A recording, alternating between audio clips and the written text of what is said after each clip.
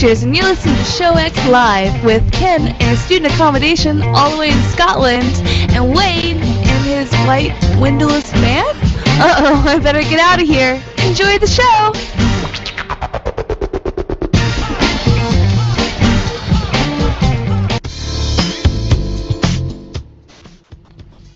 Good morning, everyone. Wait a second. I hear you twice. I do too. This I hear is me wrong. twice. Terrible. How do I stop this? Epic. Yes, echo, echo, echo, echo, echo. What the heck is going on? So this is gonna happen real quick. Kill and start the feeds again.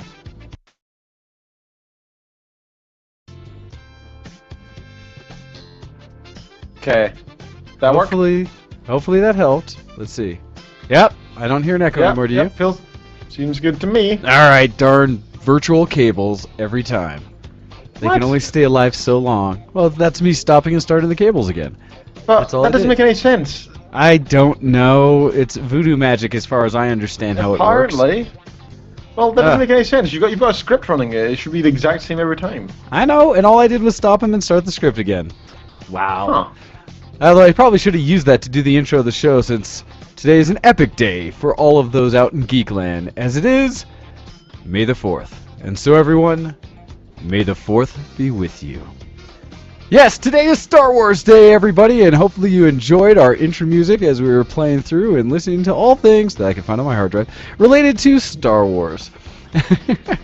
So, as I've said, today is May the 4th, 2014, and it is Sunday, 2 p.m. Eastern, 7 p.m. GMT, and I'm joined this week, as always, by our good friend Ken. How are you doing today, sir? Hello, my man. I am pretty happy. I've had a few drinks today, so I'm in a good mood. I'm not drunk. I'm not even tipsy, but I'm in a good mood. Just enough to be like, hey. Yeah, exactly. So life's good. How about yourself? How are you doing? I am doing very well, although admittedly, this is another one of those weekends where I might be in a bit of a recovery state, since I've spent most of my weekend at a convention to go along with this weekend's theme. So yeah, we'll see. We'll talk about more of that later, but that's the state I'm in, and kind of in a way having a bit of hair of the dog, if you will, to wake me back up and get me ready to rip, roar, and go for the show today. But otherwise, things are good, and I'm very entertained. So, sir, with that, we're going to jump right into things with a little bit of Dysfunctional deviations. And this week's Dysfunctional Deviations. Kenneth, what have you been doing that is not geeky for us? Better join the IRC, yeah. Better do that. Okay. My non-geeky things. Well, I'm supposed to be landing this weekend, and that would be geeky, but I'm not, so that's not geeky. Appropriate. I originally had a couple of friends who were supposed to be coming around, but due to multiple reasons, they can no longer make it, which is a shame because it is supposed to be a geeky weekend, so I've replaced it with gaming, which I'll discuss in a later segment. Also, I've got tomorrow off work because in the UK it's a bank holiday Monday tomorrow, which is good. We seem to have all of our bank holidays within like 2 months of each other, and there's like 3 or 4 altogether. So it's pretty cool having quite a few Mondays off. What does that even mean, a bank holiday?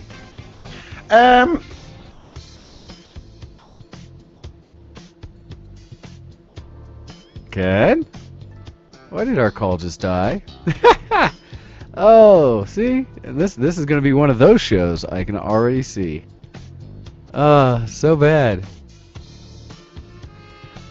Right as he was getting ready to answer and let me know what was going on, I blame it on him jumping in the IRC. Doing something with that absolutely destroyed our connection. Although I see him in the Hangout, and it's saying, like, and he looks around like he doesn't know what is going on. And so Ken, come back to us. You were just going to tell us about what a bank holiday is. I need to know.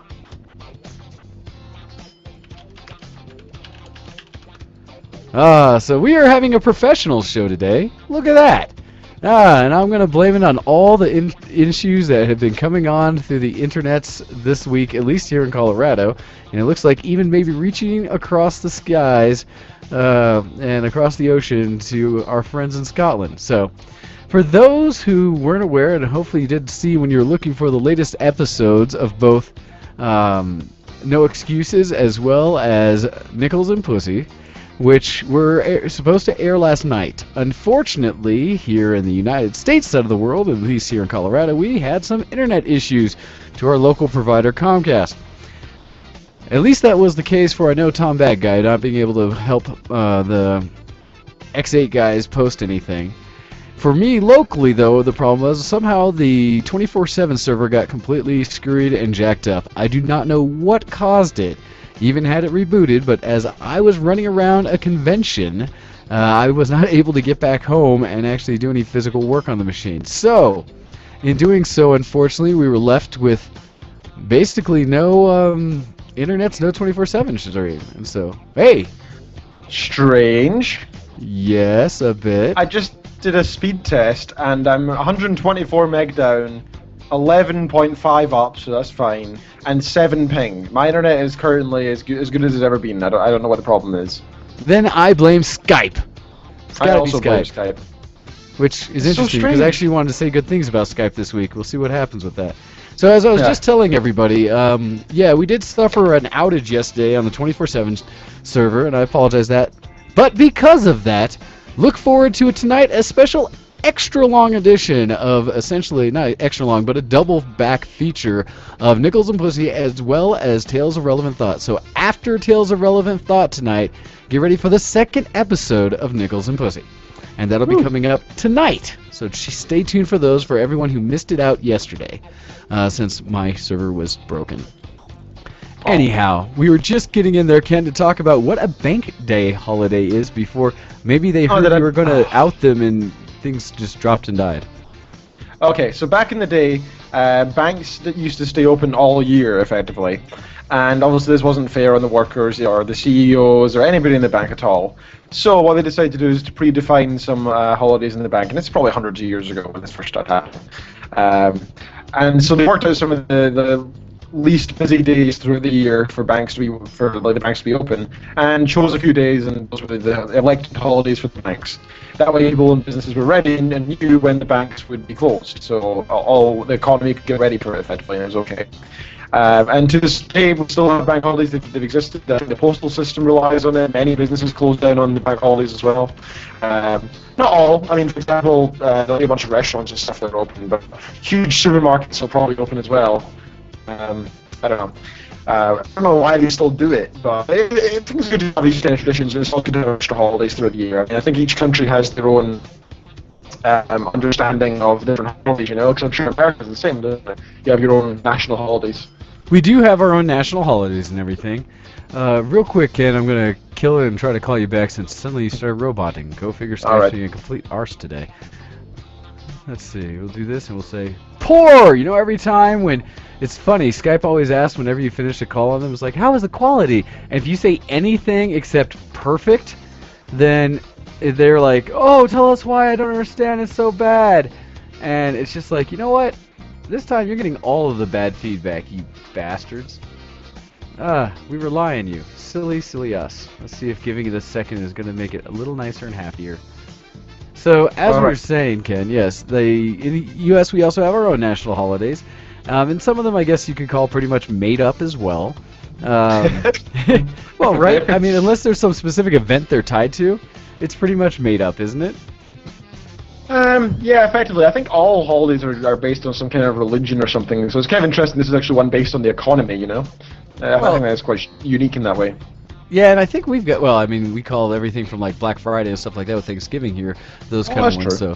So, I mean, but basically that's still, you know, it roots back to when it was the Pilgrims coming over and founding of America and things like that for Thanksgiving, but still, it's a level of, yeah, it's kind of made up. So, who knows? Also, let's actually, gosh, I'm looking at myself in the video while I'm realizing anyone who's looking will see my cleanly shaven face, which might throw them off. But that's why I said when I first went on video with you, I said, who's the 12-year-old boy here? Whoa, it's not nearly that bad. Shush, sir, shush. But Hey, it's a good thing that you look younger than me. that is a rare thing, sir, and almost scary. Scary. I should never look younger than you. You finally maintaining some kind of facial hair so you don't look like a child. Anyhow, what else were we talking about? As I totally we're getting derailed by Skype issues. Yeah, so I was thinking I have this long weekend, and so I'm supposed to be landing, and it's kind of a shame that I'm not. I was looking forward to playing some more Pathfinder and the likes, but alas, instead a couple of friends got in touch yesterday with me and said that they were going to be coming through, which is good, and if I was available for lunch. And I said, yeah, totally, I've not seen you guys in about a year. I'd happily come hang out with you guys. And so I went out, and I suggested we go to a tapas place, Spanish tapas. Yes. To which they said, what are tapas? They thought I said tap ass, actually. They're suggesting we go to a strip club. That is not what I was saying. You wanted to go tapas? What? Want to go tap ass? No, I was trying to say to them, let's go to a Spanish restaurant. It's quite nice, and it's a lot of food and stuff, and I think they'd enjoy it. At which point they were seriously disappointed. Yeah. So at first they were very excited for it. They came through, and we started talking. We went to the first pub to have a couple drinks today this morning, and when most people are coming out of church and being holy and unsinful, we were at the pub. And which is what I do every time I'm doing the show. Yeah. It's like right at the prime hour where everyone else is in church. So thank you everyone in the States especially who comes and joins us every Sunday live on Show X. Be heathens like the rest of us. Yeah.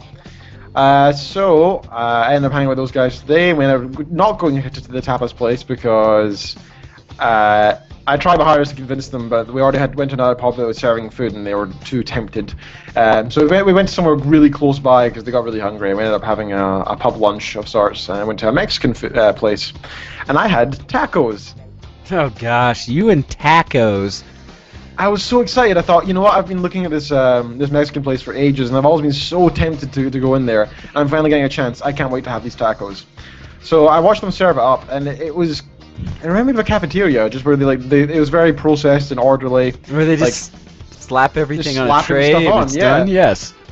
And I was just like, okay, well, maybe if the ingredients are amazing, it'll be good. I mean, from the looks of it, it seems to be like some kind of Mexican family. So I assumed it would be, traditional Mexican food sort of thing. Yes. It might have been, but it was quite mediocre, and I was really let down. I spent like £5-6, so that's like what, $10 on 3 tacos. So I was expecting something nice, and I was kind of let down. I mean, it was okay, and they really enjoyed it because they'd never had Mexican food either. They said and it was they amazing. still haven't. Yeah, that's what I said. They didn't believe me, but hey, they were happy. So I was like, okay, well, at least you got a taste for Mexican food. It could be worse. So at some point in the future, they'll have to try something else, and I'm going to have to try and find another Mexican place because I'm sad there's not a good one here.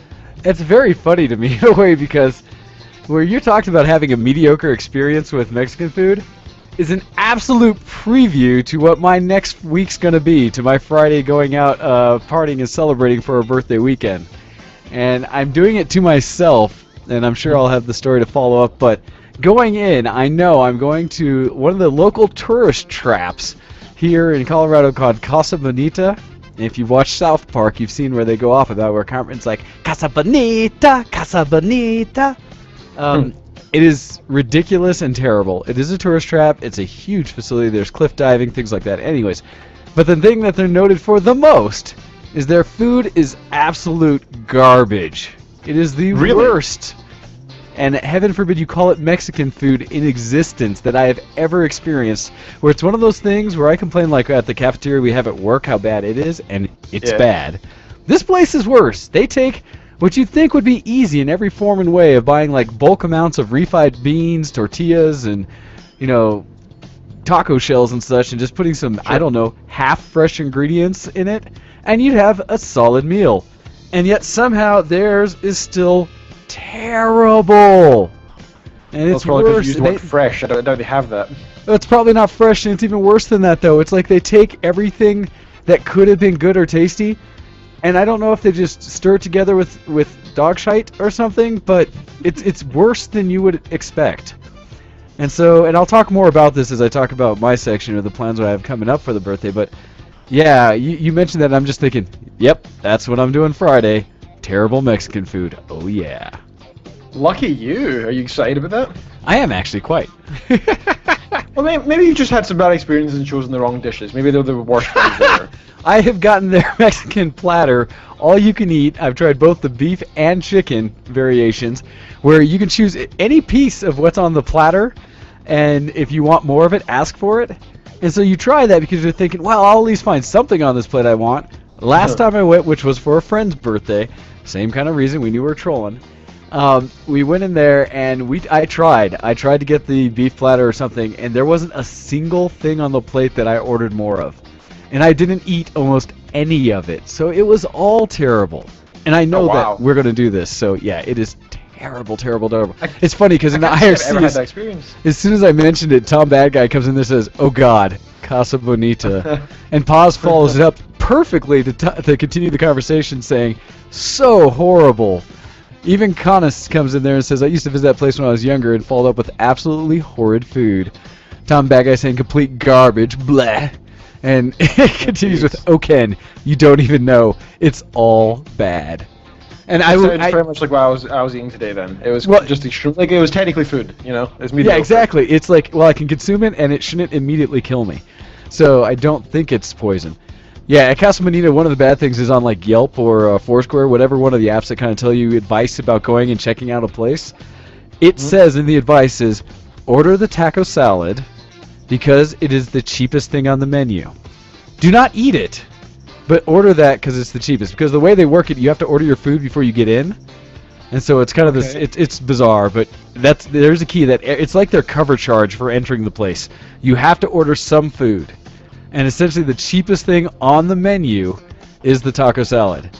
And so that's going to be my suggestion to everyone going in is just get the taco salad, don't eat it, throw it aside, we'll get sopapillas and alcohol and call it good. Huh. So, like I said, I'll go into more of that. What else have you been doing besides barely eating Mexican food, which I know is horrible because I know how much you enjoyed it when we had it for your wedding. Yeah. And you were just like, this is amazing.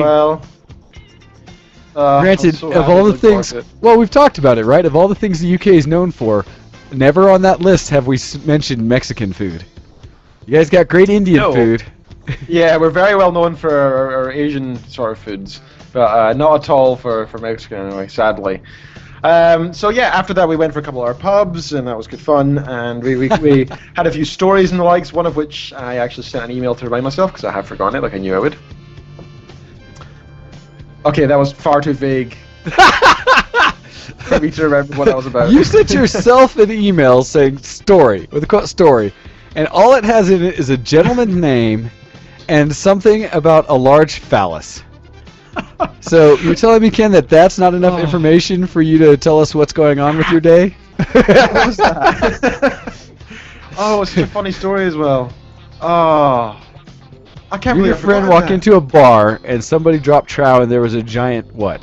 How did this story go? Oh, it was a nostalgic story. It was something that happened back in high school. So you remember back in the day, the first time that, a man approached you. What? I don't remember that. Oh my god, it was such a good story as well. It was such a big phallus that has completely blocked it out of your memory. It was such a scarring experience that you and your friends had. Why would I put it so vague? I don't know. You didn't want to hint it to me, so you didn't even want to hint it to you. Damn it! Why would I do that? I mean, is this lost in the myriad of stories you have about giant penises, Ken? What's going on? There are a lot of funny stories. Okay, so we talked about old nostalgic stories and stuff, and we had a lot of laughs and stuff. And then we're going to this to a guitar shop and playing some guitars there and stuff, which was good fun because we used to be in a band together, me and these guys. So we sat and played guitar and played mandolin, some banjo, some ukulele, messed around with some instruments. Since we were all since those guys are good at bass, and one of them's good at mandolin, and I'm pretty good at guitar, we can all pretty much pick up each other's instruments and other ones there and have a vague idea of how to play. I mean, we can a novice would look at it and be like, oh wow, he's playing a genuine song, he must know what he's doing, he clearly knows what he's doing with his instrument.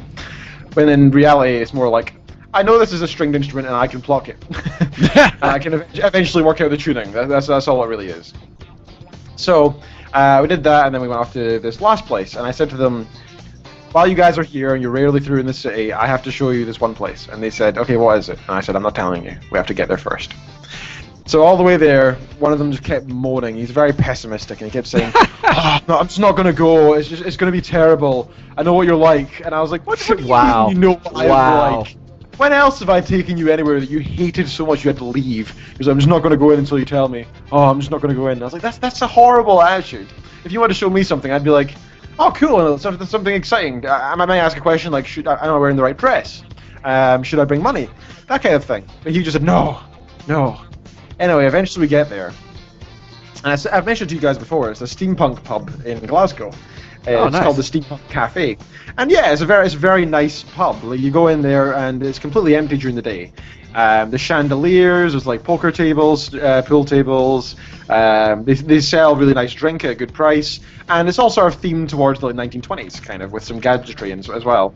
But I'd say somewhat. Like, I think anybody could go in the pub and just see it as a nice pub without actually realizing it's a steampunk pub, you know? So I went there a couple months ago with another couple of friends, and I mentioned that they had a Gatsby night on, and how they had the entire everybody there was in 1920s garb, and it was packed full. Very nice. So we've arranged to go back there at some point and do the same thing. We'll just wear our suits because that effectively will blend in, and that'll be a lot of fun. So looking forward to that. So yeah, Steampunk Cafe, had a lot of drink, played some guitar, had some good old stories with some friends.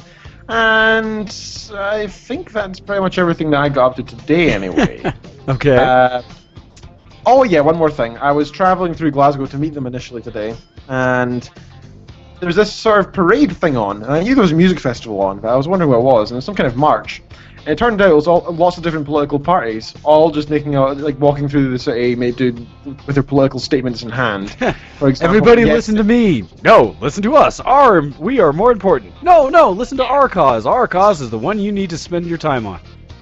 most of them were yes to independence things because they tend to be very. Oh, that's vocal right. with You guys still want to be independent. How's that going? it. Don't bundle me in with that.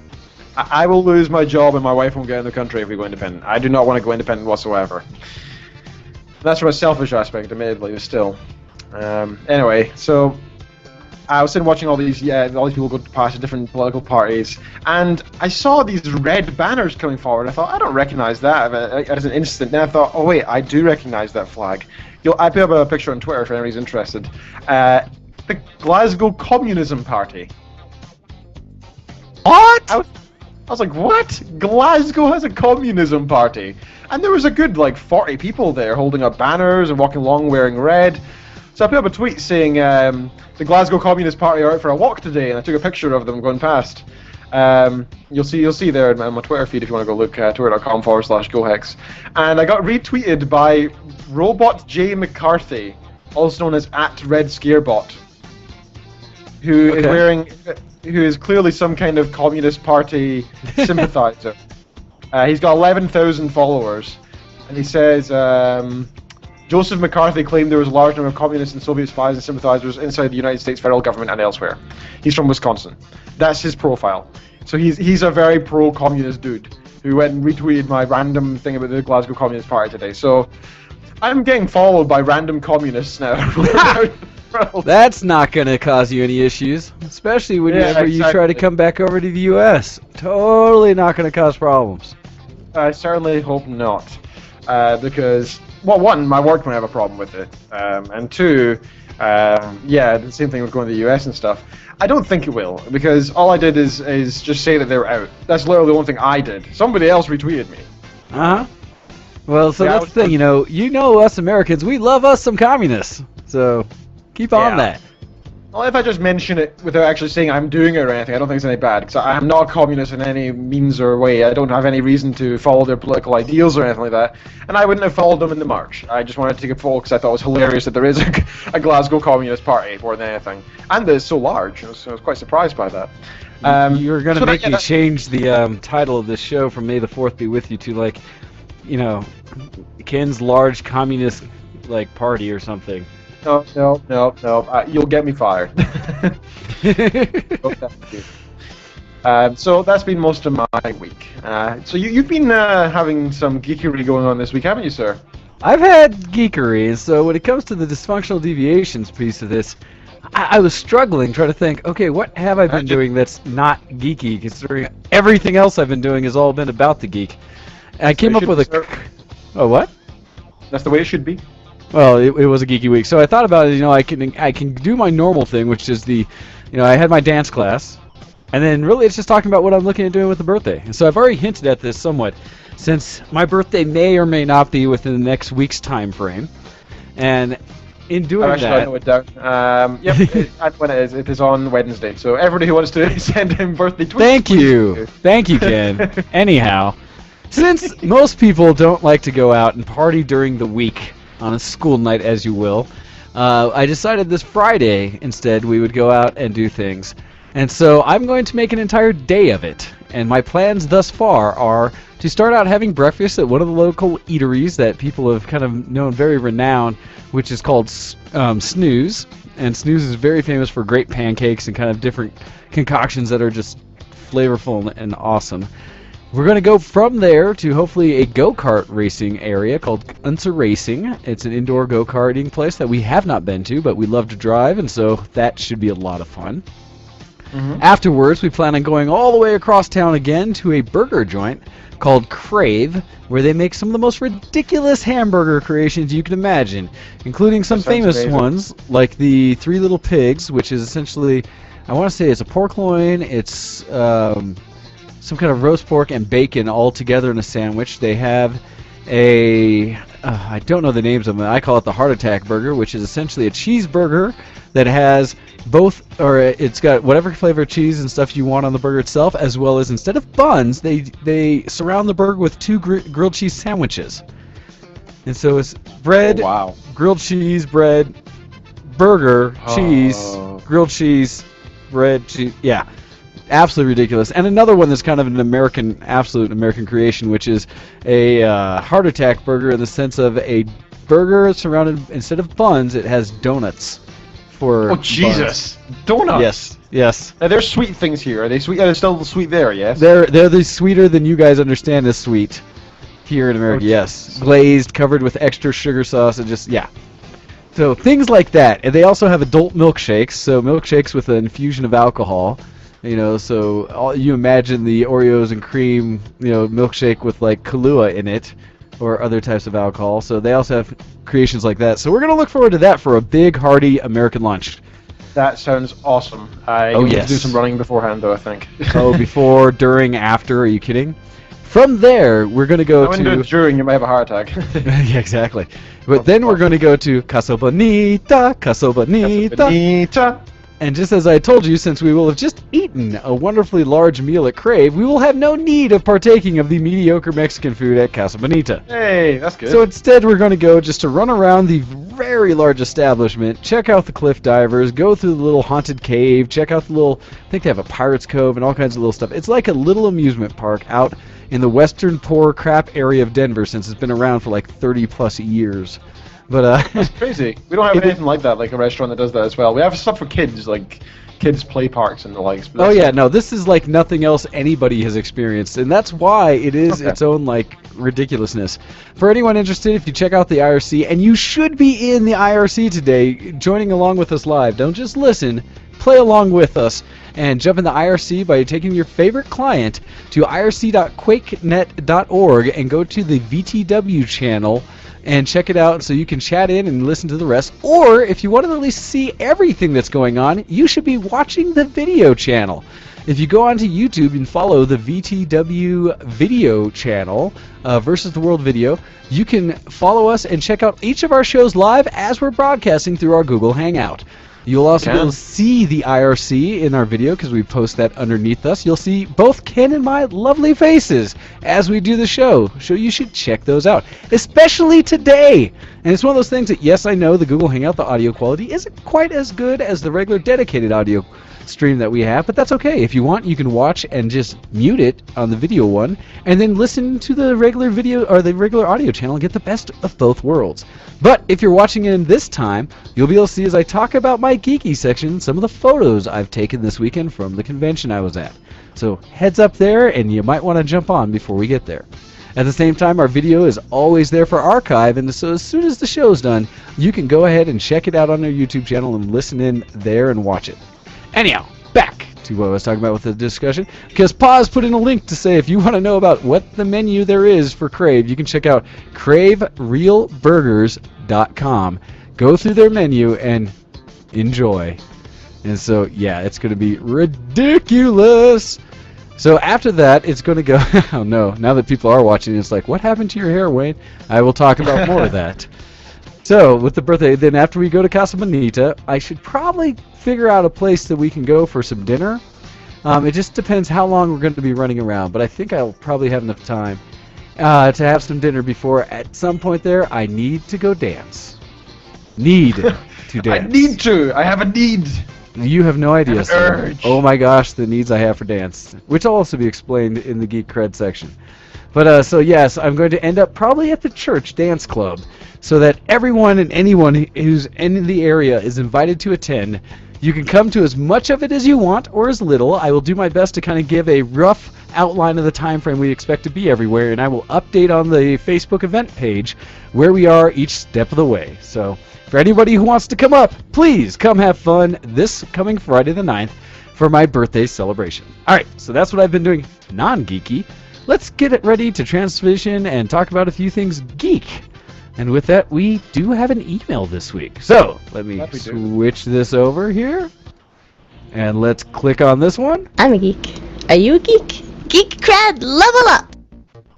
Ken, would you like to lead us in with our email this week about Geek Cred? Sure. This week in nerding. Wait, are you not going to read the subject for that? Sure. I want you to see my wet cat. This week in nerding. Sunday, played a single game of Hearthstone before falling asleep. Wow, you really didn't like it, didn't you? Monday, shooting range and hunting theory. Thursday, I think that's Tuesday. Thursday. I thought it said Thursday for a second. No, it does say Shooting Thursday, range. yes. Shooting range and hunting theory again. Wednesday, shooting range, hunting theory, and visit from an ornithologist, the rare subspecies that has a hunting license. Ooh. Thursday, hunting test, passed with no wrong answers on the theory test, no wrong answers in the distance and gun safety test, and 2 out of 4 clay pigeons hit equals I passed the test. Well done. Then Means you going could half of the time hit your target. Have a gun. Yeah. No, Well, sorry. it's not I just see that as kind of funny that it was only like 4 pigeons. I would have expected in a gun, shooting contest, you'd have at least like 10 or 20 targets to hit at, and hopefully get a slightly above a half average. Like regular grades and such, maybe like a 60, 70, hopefully like a 70, 80% chance of hitting something you're pointing at. Well, the way That's I just see me. it is, well, it depends. Maybe just be shooting like clay pigeons flying through the air sort of thing outside, which is probably more likely.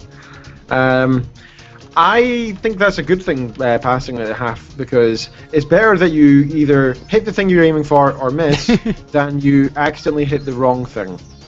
Well, okay, now come on. I would love to see if these tests are done where you have kind of like how the police do it and such, where you have the civilian as well as the, like police or, victim type and the criminal type posters up, so you have to choose what your target is, and you have the actual that's possibility fun. of shooting something civilian-like. If it was that kind of test, then that might be a little better, especially if they did have that metric for how many innocents did you kill. Yeah, but it's a hunting license. You shouldn't be shooting people at all.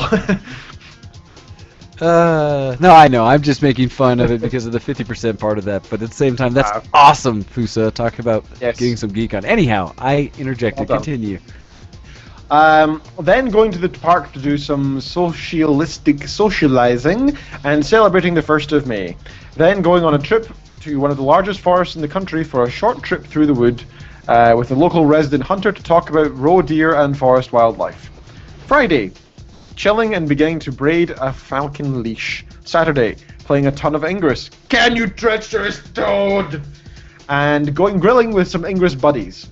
Much meat was had. A slab of meat that was given me meat hangovers today. Just 1 glass of wine since I was a designated driver.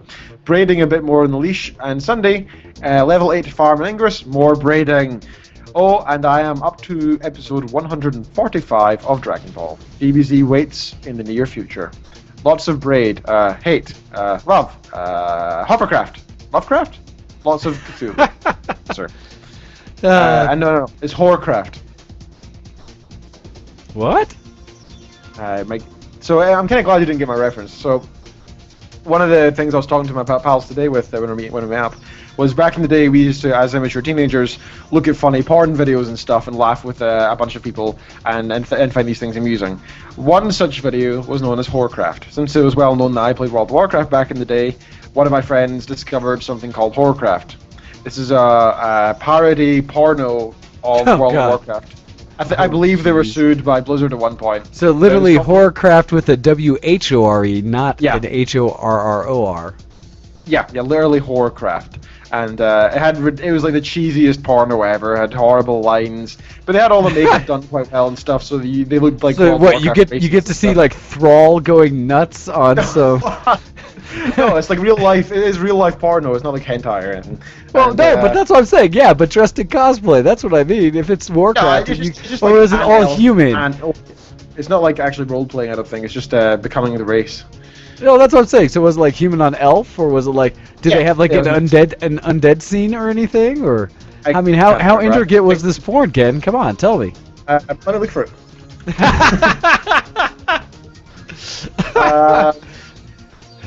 Yeah, there's quite a few places you can find it online, and including on certain tubes. Not YouTube. Yeah, other tubes other than you. Yeah. So hey, it's possible to go find this stuff if you're interested, but I thought that was quite funny. That is entertaining. I'm going to close that now. Anyway. Pay attention. That Come is on. our Eyes on email. target. Email. Stay on target. So another email just came in from our friend Tom Bad Guy from Tales of Relevant Thought, which you can catch tonight. He says, "Here's my geek cred, got this," and sent us a link to an article from Destructoid. And it says, "Got it 2 nights ago for $200. Only 200 copies were made." Posting the link in the IRC for everyone. And what it is a vinyl edition of essentially, I believe, the soundtrack for Final Fantasy VII. So records of Final Fantasy VII's music, and it says it represents a best of collection of music from the game, and apparently only 1,200 ever made. So, damn, good find, good grab, Tom. That's pretty impressive, definitely. and definitely geeky. That earns a heck of a lot of geek cred this week. Damn, that I hope that you have the apparatus to play it because I'd love to hear it. That's wow. Because I love Final Fantasy VII. I still have my original pressing of it sitting on my shelf right now. And so definitely check that out. Yeah. That, or if you can, Kuro, Tom, get together, get some copies made. I want some of that. Anyhow, so on to your geek cred for the weekend. Sure, let me think. Let me actually look at the thing that I wrote down about this. Okay, so one of the major things I've been doing this week, or this weekend anyway, not necessarily the week. Throughout the week I played a lot of Hearthstone, as I do. I've been tempted to sell my Hogger. I What? unlocked a pack in Hearthstone. Now the reason for this is Hoggers are legendary. Legendaries in the game are worth about 400 crafting dust. Crafting dust can be used to make other cards. So legendaries cost 1,600 to make, any legendary, but you only get 400 for disenchanting them. Just like World of Warcraft, you have the same sort of level of rarity in cards. You have common, uncommon. You have have purples. You have Or purples, oranges. and you have your legendaries as well. So You has an orange hogger. on top of that, you also have golds. So you can have gold cards, which are like shiny versions of it, which are a lot rarer. So I have a The version of golden the Hogger. foil pack card, essentially, but digital. Yeah, exactly. So I have a golden Hogger, which is worth 1,600 dust in itself. Now, considering the actual rate of that, let's see, 1,600 times 4, because I can't work working out. 6,400 dust is what it probably would cost. Now, considering I got that, and that's an extremely rare card to have, I don't want to sell it, but at the same time, I could just disenchant that right now and pick up any legendary I choose. I can literally choose it. That's cool to me. And very Does your tempting. gold hogger not work with your normal deck? Sorry, It does work with my normal deck. Apparently, Yes, somebody that's went for and you, told the- Tabby and Fern. That's Yep. for you. Yep. Apparently, somebody went and told them without actually them hearing the joke that we were like making fun of them. So I Oh, hope it we came don't have up. that I think it impression. came up in one of the vent channels when we were chatting Oh, about did it? things afterwards, because we all started talking about our dicks. Oh, good. I don't want to get offended. It's just us trying to. It's just our only way to imitate the accent, the D. So I'd be very tempted to sell that so I can pick up something cool like Deathwing instead. 'Cause, Hogger is good and all, but I could have Deathwing. I could have Deathwing or any That sounds like a hard decision. What are you going to do? right now I'm going to hold on to it because I know I'd regret it later. I mean, it is such a rare card, and since you're only selling it for 25% of its worth, that's kind of a shame. Ooh. So I'm going to hold on for now, which is a little bit sad, but I'll have to make do. Anybody in the IRC, be sure to check out the links that Kuro's just posted. Wow. So yeah, Kuro's totally distracting me with that Gizmodo article he just posted, which is kind of out of. You know what, I'm gonna hold on to that until we get to our Geekoscope section because I'm just like, what?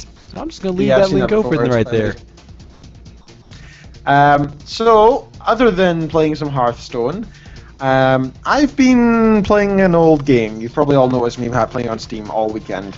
Hearthstone is not what I was playing.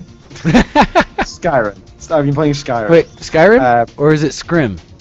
Or Scrim, yes. I actually typoed that, then I go afterwards, that's not a typo, well, it totally was. I don't know why I lied to you. Bastard. So, I've played a lot with the mods before in the Steam Workshop, and they've been wonderful and a lot of fun, add a lot to the game. And I think it's one of the best things about Skyrim is how moddable it is. However, those lack in comparison to some of the mods you can get online. Skyrim Nexus. Yeah, so I currently only have something like 40 mods installed via the Steam Workshop, and on top of that I have about 15 from the, in fact more than that, about 20 installed from the Nexus. So the Nexus allows you to download things like huge new texture packs that are like gigs and gigs and gigs big. Compared to the Steam Workshop, which only has certain things that can be changed. This changes the game files directly, and you can change anything you want to effectively. Via the silly mods, you can have like My Little Pony characters inside Skyrim if you so wish. You can have all the dragons replaced by Thomas the Tank Engine. Oh, that one's so silly. Just like It's the Macho Man Randy Savage one where you can have every pretty funny as dragon well. Macho Man going, oh yeah! It's so creepy. Step all to a these Slim things. Jim! Oh, it's crazy. You can also have Iron Man as a follower following you around. You can also have Kamehameha. You can also fly. There's so much. Basically, you can do anything you really want. There's even an MMO mod that allows you to play multiplayer effectively. Well, It's kind of hacked together, but yeah, they've got a point where you can Yeah. sort of play some multiplayer in Skyrim. It technically works, yeah. You don't really play together, you just see each other more than anything. And even then, you don't see their body, you just see a representation of them. It's kind of silly. So, the ones I have got, and I kind of want to discuss these a little bit, each of them. I'm going to share my screen. Hopefully, I've not got Horrorcraft open anymore. This is something new. So you share the screen. What I'm going to do is make it so that I can display yours perfectly like a full screen, and that way you'll be able to show it, and everyone will be able to see it. So I'm getting that it says set I'm up sharing right the now. screen, but I can only see my own camera still going through. Yeah, you're not sharing it yet. I'm waiting. Weird. I've got a red I'm waiting. box around it. Wait, turn off the video. Wait, Does that work? No, I see your image. Come on, Ken. It says I'm sharing. How weird's that? Because when you share it, normally automatically takes out your video, and so. Share desktop star. It didn't though.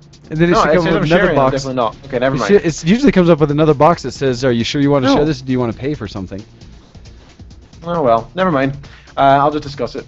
So Then I will have, totally not use the fact that I was going to make your face full screen on the video wall so people can see everything that you're doing, since you apparently can't share your screen. Anyhow, you know you can do that through Minicams as well, just so you know. I haven't installed it. It was being Like- annoying. What? Anyway, Anyhow, continue. so I've installed. It says I'm still sharing. What is it doing? I'm clearly not sharing. I It's just not see red- your face, so you're just trolling us at this point. There's a red box all around my screen. It's annoying. Okay, so I've got a quality world map with roads. So what it does is it removes all the clouds. Oh yes, from I have that one. the silly It's map. beautiful. And it just shows roads. It's such a simple thing.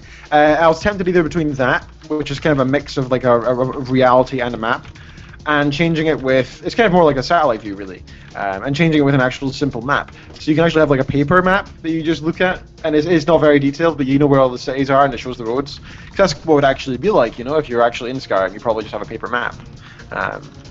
So I was kind of interested to do that with, for a realism perspective. And it also removes all the clouds, which is a good thing with this mod.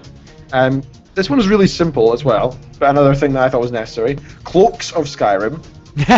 You too can have flowing cloaks that like move in the wind behind you as you run. There were no cloaks. How silly is that? So now all the guards and a bunch of random people all have cloaks. That is so cool. Such a simple thing that makes the game amazing. Enhanced blood textures, kind of as it says, makes it a little bit nicer and prettier. Fantasy soundtrack project. Now this is the single most impressive one in my opinion I have here. Oh? See, because these are all mods so far you've told me about, except I haven't done the fantasy soundtrack, at least I'm aware of. Oh, it's so good. So, what it does is it takes fantasy soundtracks from other things that you probably won't recognize, which is a good thing, really, in my opinion, and replaces or adds to the current soundtracks in Skyrim. So instead of hearing the same ones over and over that you're probably blanking out because you're so used to, this changes it around, so you're a little bit more taking in the game and enjoying it for a second time around with different noises. It really does feel like a different game when you're doing this. I think textures and stuff, you feel like you're playing the same game, but they look a little bit different. This really changes your immersion completely, and it makes you pay attention to the music more. So I've been really enjoying this for the past couple of days. It's awesome. You go to there's like tavern music, there's different cave music, there's castle music, there's talking to people music, there's everything, and it's different. Some of it's a little bit out of place. I mean, it wasn't made for the game specifically, all this music, so some of it feels a little bit silly, kind of like playing like Zelda or something, that kind of music. So the most of it, it's awesome. Great. Fantasy soundtrack project. It is available on the Nexus. Find it there. It provides 650 plus minutes, so 10 hours of new music for Skyrim, 190 orchestral and instrumental fantasy epic music tracks for exploring towns, taverns, and castles. Combat music is also optional and provides 15 extra songs. It's also available with Dawnguard for extra stuff in there, which I've now got as well. Awesome. Highly recommend. I've also picked up HQ Milky Way Galaxy. So it's a 2K resolution Milky Way Galaxy. Ah, yes, so yes. All the high textures. Oh, yeah. So good. There's a 4K one available, but I thought my screen can't even show 4K. Why would I bother? You say that, but I always get the highest quality textures everywhere in the world that I use, because it's not how the textures are displayed just directly at you, it's how it stretches off into the distance and how well it's able to render. So good. Yeah, and if you have 24 gigs of memory, I say if you have 24 gigs of memory and 6 gigs of memory on your video card, and you're really not taxing it all, you might as well throw as much as you can at it. I agree. Although it does stress the SSD. I've got 6 gig of RAM in total. I've not got an SSD, and my computer I bought in 3rd year of uni, so it's a few years ago now. So while it still runs everything I want it to, it's starting to not be the highest quality anymore, which is quite a sad thing to say. 'Cause it used to be ultra high for everything, and that makes me sad. So that's quite beautiful, looking up and seeing that. Admittedly, first time I installed it, I made it nighttime just to look at it, and I looked up, and saw clouds. And I thought, well, that's damn annoying. Then I thought, actually, I prefer this. This is realistic. I don't always see the beautiful stars above. I sometimes just see clouds and murky stuff. I prefer that. Immersive armors and immersive weapons. They're 2 separate mods, but they add in hundreds of new armors and weapons. So now, instead of each guard just having an iron sword, some of them will have like an antique iron sword. What they do that's really good about those is they actually have a good job of trying to mimic what's available for the region, for each of the cities. And so they're using good shields, armor, and stuff like that that kind of actually match what's going on with the cities around them. The immersive stuff's wonderful, along with the realism and guards. So, I mean, it's funny, Ken, hearing you talk about Skyrim mods now, since, that's been one of the themes I've had for years, I almost feel like, where there's so many mods out there, and they make the game so great. And just to hear you just now kind of catching up with stuff, it's like, yeah, I run that. Yeah, I run that. Of course. Why wouldn't anybody? I know, but it's nice to rediscover Skyrim this way, because to me, I was always why are you so far behind? No, I joke because if I wanted to bring up my mod list that I have for Skyrim, as I try to break everything, as I just completely break the show at once there.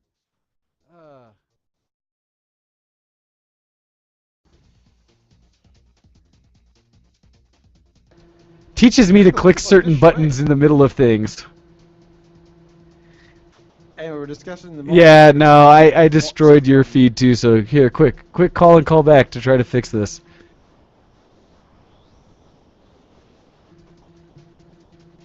Okay. Teach me to click things during a show. All right, talk to me. Okay, so I was. It's not gonna work. Stupid thing. Let me try one more time, because what I did is I basically screwed up your audio so that you're quiet now. like I used to do in the past and totally try not to do anymore.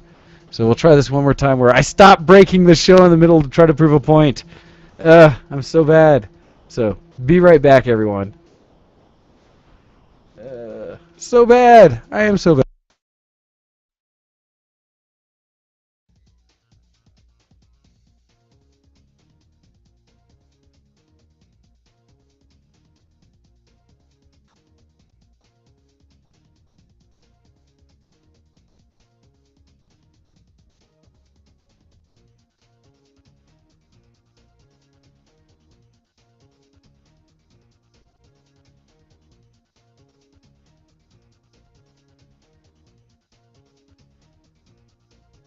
So I should totally never try to make a point in the middle of a show because I keep breaking it. Alright, let's try this one more time. So now that I've at least got that working, let me try to bring up the Skypes again so that we can bring Ken back into the show.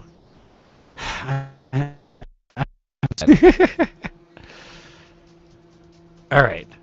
Back on. Call. Bring in. Yes. Hello. Hello, and that fixed it. Like I said, I just had to kill the program and bring it back to say that, no, I didn't totally mean to steal all your thunder. Oops. Hello, is Mr. Adams there? Can he come out to play? Oh, shush. Shush. I said, I'm only mostly terrible, and a lot of terrible. So, but I was doing that so as I could bring up my mod list. Is that all you were trying to do? That's all I was trying to do. Well, but to do it, I use a program called Skyrim Mod Organizer. Okay. And it basically keeps track and keeps letting me know of updates and things like that to every mod I run. Because I've currently got, how many is this? Like 40, no, like 50 mods running. Most of them are texture, some of them are gameplay, but most of them. So, anyhow, I apologize for trying to do that real time and just destroying things. Well, that's so okay. bad. Yeah, some of the weapons include things like things I haven't even heard of, to be honest. You've probably heard of them with your weapons training and the likes, but let's see, where's the list I had? Here it is. Okay, so iron clubs, cutlasses. Of course, I've heard of these. Double axes, spears, katanas, nodachis, scimitars, tantos. I had no idea what that was. It looks like half a sword. A wakizashi. Wakasashi. Yeah, I can't say that. There's loads of that's just for iron, and there's like hundreds of others. So it's so cool all that's been added in. Same with armor and stuff. It's no longer just like here are the cloth boots. It's here's like a choice of 40 different ones you'll see throughout the game. It's awesome. It's such a simple thing, and it's not making it overpowered or anything. Or it's actually adding realism. It's so cool. Also, locational damage. Oh, I love locational damage. That is such a good one. Such a simple thing. Such a simple thing. It's just like what you mean? I shoot someone in the foot and they don't just die? But now you can like attack somebody in the foot and then they fall over. You know, that kind of makes sense. It'll slow them down. You can hit them in the arm and actually cause it to make them lose a shield or do less damage or stumble along if you hit them in the leg or thigh or something. It's such a good one, and better crits and such when you do headshots. It makes perfect sense. So that's pretty cool. Real clouds. It's something of a texture mod. It just adds more realistic 3D clouds. And I gotta say, while I had this with the Milky Way galaxy thing, it works really well. The clouds are no longer just like in the sky as part of the sky you don't see. Some of them are down like really close to you and you walk through them and stuff. Some of them are like rain clouds that you can see pouring in the distance. It's just a simple little thing that's really nice. It's gorgeous. Like you said, all the stuff for immersion, it just makes it so you look around like, wow, this game is brilliant. Why have we not played it like this before? Yep. Also got 2K textures for landscapes, Misk, Riften, and all other towns. So everything's been redone to look lovely. There's smooth blades draw and sheath. Since I'm playing an assassin, I wanted to look into a couple more assassinate-based things. That one I have not done. It's just a simple little thing. It just means that when you're sneaking around, it's no longer like you attack someone and you go, ah! I mean, that's ridiculous. You wouldn't try and sneak up to somebody screaming, would you? And you're not going to go, shing! You're going to be like slowly drawing out your blade, so just change the noise slightly. Gotcha. Also added in the real Fusroda. Oh no. So yes. Does this change the yells? It changes it just to the one that you hear in the advert for Skyrim in the cinematic. So like the real Fusroda instead of the Fusroda. Yeah, it makes it a bit more epic, so that's cool as well. It's amazing how many mods there are that just work on making the game more epic. Yeah, it's not like there's so many that are stupid. Like I don't know, sex mods and stuff. So you can have sex with certain characters. Like, Caliente bodies. That's the one. whatever. I don't care about that kind of thing. I like the marriage and stuff in the game. I think is a good feature, but I don't ever make use of it because I don't feel the need to marry Oh, my it's so in-game funny because character with I've still children. never even gone through the marriage path at all, and didn't even know that Don't really care. existed. And so I was like, wait, what? You can do what? So it's one of those things I completely missed out on. Yeah, exactly, and I think I will continue to miss out on it. The last mod that I've installed, and it's quite a big one, it says a Skyrim Nexus exclusive, is Warzone Civil Unrest. Oh yeah, Civil Unrest. Does it work for you? That one's a pretty robust mod. Yeah, it works fine for me. Well, I've only seen a couple of things happening. I've never actually seen proper Imperial versus Stormcloaks. All I've seen is a vampire. Okay, so it was quite silly actually. I was coming out of Riften outside one of the houses. I was robbing something, no doubt, because all I've effectively done so far is rob things. I Nice. come out and I have my daggers in hand. And I'm sneaking around, and I just hear another. "Uah!" And I was like, oh jeez, what's happening? I ran forward and I saw a thief's corpse on the ground. I thought, okay, so a guard killed a thief. That's a random thing that happened occasionally anyway. Cool. And I turned around and there's like 6 vampires fighting off like 10 guards. Oh, wow. Like, what? Why? But I thought it was cool, apart from the fact that there was also a thief there. Like, why have those 2 random events happen at once? That's very unlikely. Interesting. You know? That was weird to me. So I think it's quite a cool mod. I look forward to actually running through the wilderness. I already did that quite a lot at the beginning of the game yesterday, so I can already fast travel to most places that I need to, and then run from there. So I don't see much of the wild anymore. I'm sure I'll find a couple more quests that tell me to go somewhere I haven't been before, and I'll probably see more that way. There's one other mod I was tempted to add in, but I thought it might conflict with this, or at least make the rural areas too busy, which was a patrols mod. Oh yeah, which, yeah. Let's more patrols out in the streets and running around between cities and such. Yeah, so you'd just have them patrolling the roads, you'd have different factions controlling each area, and you'd have sometimes like hostility between certain patrols that are, against each other or whatever. So that's pretty cool. But I thought, it might get in the way of the Warzone, so I think I'm going to leave that be. I've got a bunch more installed through the Steam Workshop. I think I've covered those in the past, so I'm not going to do that unless anybody's particularly interested.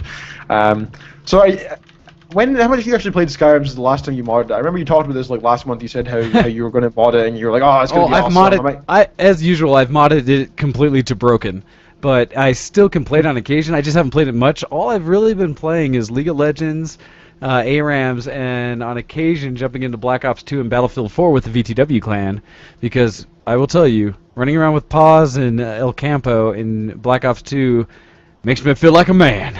You just.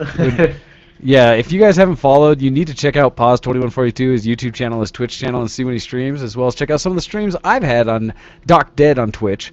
So www.twitch.tv/DocDead. And you can see some of the adventures we've had representing the VTW clan with our tags, and how quickly we are all called, well, not me, because I'm terrible, but that Paz and El Campo are called hackers. In fact, one of the most memorable stories recently being El Campo running around, and as soon as Paz was called a hacker, Campo's running around saying, "What about me? Wait, you're not going to report me? Aren't I a hacker?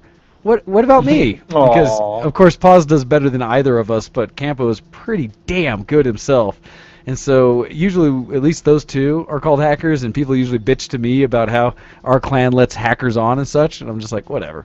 But yeah, so combination of things, but so yeah, you should Is it just definitely kids who check do those that, out. or is it like adults as well? Oh, it's adults. No, it's mostly adults, and Oh, I have some jeez. very off-color comments to make about most of the adults I hear on Black Ops 2 when they open up their mics, because I swear the people who play those games are all hillbillies. Every Yeah. single one of them, except for like my local group of friends. And that's probably gonna, I don't know if that'll lose us listeners or something because they're hillbillies, but you get on and you just hear a whole lot of, "Yeah, y'all, well, I was like shooting these guys," and oh, it's just terrible. My IQ drops whenever I have to actually converse with other people in the game. That's why we just instead run around concentrating on shooting people in the face. Anyhow. My experience with FPS is quite similar. Not necessarily hillbillies, just all those kids with me. It's like 10-year-olds who are better than me. And they just go in for like... Stop playing and they Halo. just say racist things. Yeah, it was Halo, to be fair. And they just say racism non-stop. They just say the N-word over and over. And it's just Oh like, yes, I it's think because you're they cool, now but have an audience. Woohoo! Thus why the Xbox One streaming was disabled by Twitch. Really, just because so much racism. Well, it's just because kids in general were all suddenly given a platform to be able to video and stream themselves out there, and so you got the worst of the console kiddies out online, which is just painful. And so initially, in that story we talked about a while back, that's what happened. It was just like, so bad. So anyway. It's silly. Yes. So where were we? We were discussing the mods. So that's what I've been doing with Skyrim recently. I've decided to play an assassin. I'm going to make him an Imperial eventually. That's going to be post all the. First of all, I'm going to do all the Thieves Guild stuff. Then I'm going to go do the Dark Brotherhood stuff. Then I might consider doing the Imperial stuff, etc. Because I've never actually finished the Thieves Guild before, and I didn't notice that till today. But I realized it before. That's like the first one I finished every time. I actually watched Kane Features play it. I didn't actually do it myself. For some reason, I had in my mind I did. So I'm quite enjoying playing the storyline properly, because I only saw bits of it when she was playing it. So I'm enjoying doing that again, well, for the first time, I suppose. So it's good fun. I'm making a lot of money through it. I'm doing a lot of pickpocketing. I'm like level 70 or something stealth, but level 30 everything else, just because I stealth so much. Yeah, it makes sense. I use one-handed non-stop, apart from occasional archery. But I never actually need to use my daggers properly. I just go over and slice their neck once, and then that's it. But I'm worried I'm going to get to too high a level. The dragons are going to be insanely powerful, and I'm just going to have these shitey wee daggers trying to sneak up on a flying dragon. I mean, I'm pretty much useless at that point, So you just got to get close. No, well, another mod you need to check out, just because I don't know if you're talking. Somebody I was talking to was talking about how they had to keep it was on No Excuses. Where they essentially were talking about having to respawn lead characters because they kept dying in dragon attacks. I said, there's a great mod out there that basically gets all the civilian populace to run indoors during dragon attacks. Go figure. And the only things that stay out there are the guards and people like that, which, I don't know, makes sense. So, yeah, there's so many good mods with Skyrim. People, go check it out. Get Skyrim on sale or something. It's such a great game. So, yes, okay. Thank you very much for giving your geek on that. We do have one more email that I want to mention before we lead out to the break, at which point I will then come back and talk about what I've been doing geeky. So the last email we have... one last thing to say quickly. Get it. One last thing. And it's so geeky, I have to say. Oh, that's right. I forgot that note. Go ahead. I installed Ubuntu, the Linux distro, onto my Mac. Not actually directly onto the disk itself. It's actually within a VM, a virtual machine. I just decided, you know what? If I want to progress in my career, I need to make myself a little bit better with certain things. One such thing being Linux distros. So I decided to try the most simplest of them first, and I'm going to eventually move on to maybe Gentoo or something next. I don't know. So I'm just enjoying playing around with that. But that is my news. So yes, let us carry on into the email. Yes, so the email we have coming in to finalize what we've had for Geek Cred comes from or as he says, your pal, Ando. He says, "Hey X-Men! After a big video job last week, I've been relaxing and playing lots of Hearthstone with Ken. Finally getting the hang of building control decks with Pally and Priest, and sampling the WildStar free beta weekend. Oh yes, you'll have to let us know how WoW 1.5 is. WildStar starting zone is wicked pretty and immersive to the point of giving me the old days of WoW feels. Because it's WoW. Combat system is starting to come together. I'm considering throwing some money at this game. Careful. Careful. Also, World of Tanks Sniper is a thing that wins games. What? That's all for now. Your pal, Kando. Really? That was quite interesting, actually, because he was talking to me while I was doing it, I think, and he was saying how in all games ever, including Loadout, including Call of Duty and everything, most people... Oh, I know he does it in Loadout, and I'm surprised he hasn't talked to us yet about Loadout 3.0 that's now gone live with beta for ranked games. Oh, that's true, that's true. What you doing? But he's been thoroughly enjoying playing World of Tanks and playing a little bit different, because in all these other games, what people tend to do is they run in and keep shooting, and the closer they get, the more likely they are to hit, and that's how they play the game.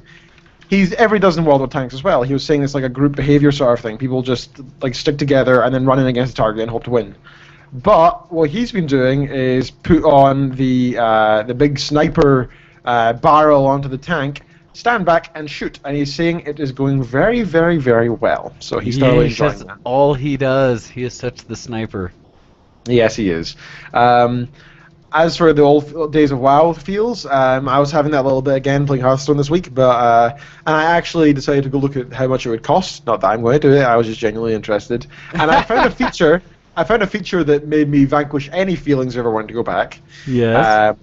They allow you to spend something like £40, which is like $70, to get a level 90 character.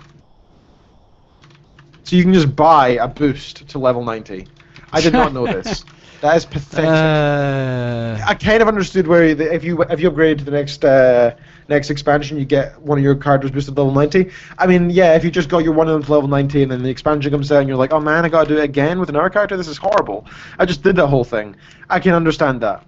No! Screw that! No. Anytime you buy your way ahead means you're missing game. Why would you pay to skip parts of the game? I just don't get it. Then what's the point of the game? Because when you're buying the expansion, it implies that you've done it before. That's what, in my opinion. Like, I suppose if you're a new player, you don't even have to take part. You don't even have to do it if you don't want to. But when you just go out your way just to buy that, that's different. Like, having it free as a side thing, I don't care about. But when you're actually paying to get that, that's when I had a problem with that. All it is they're basically just forcing it so that you can no longer sell accounts. That's all they've done. They want to make sure they get all of the money instead of allowing other people to get money for the work they've done. That's all it is. It's so that there's no tweaking going on anymore. Yeah, but that's not going to make a difference. It's achievements and it's like epics and legendaries and stuff that matter. It's not so much the actual levels. Although there's a page. Yes, I don't know. I played WoW for the leveling and questing, which I've realized how many people don't anymore because it's so much PvP, an MMO. That's terrible. Anyhow. PvP, guys, means like action and fighting, like, I don't know, FPSs and stuff, LOL, other things, MOBAs and stuff, I don't know. I'm a hater. That's all it is. Yes, you are. You are a true hater. Oh, well. So, as we continue on, we're going to take a break right now so we can get back and I'll talk about a few things geek cred on my side of the world and what I've been doing this weekend. So, during this break, you're going to listen to some other theme music for this weekend because it is May the 4th be with you today. And yes, I will explain why Pusa and Hondo say I look like a 12-year-old boy right now. So, we'll be right back with Show X on VTWProductions.com. Listen up. We'll be back shortly. Send in your emails to showx@vtwproductions.com.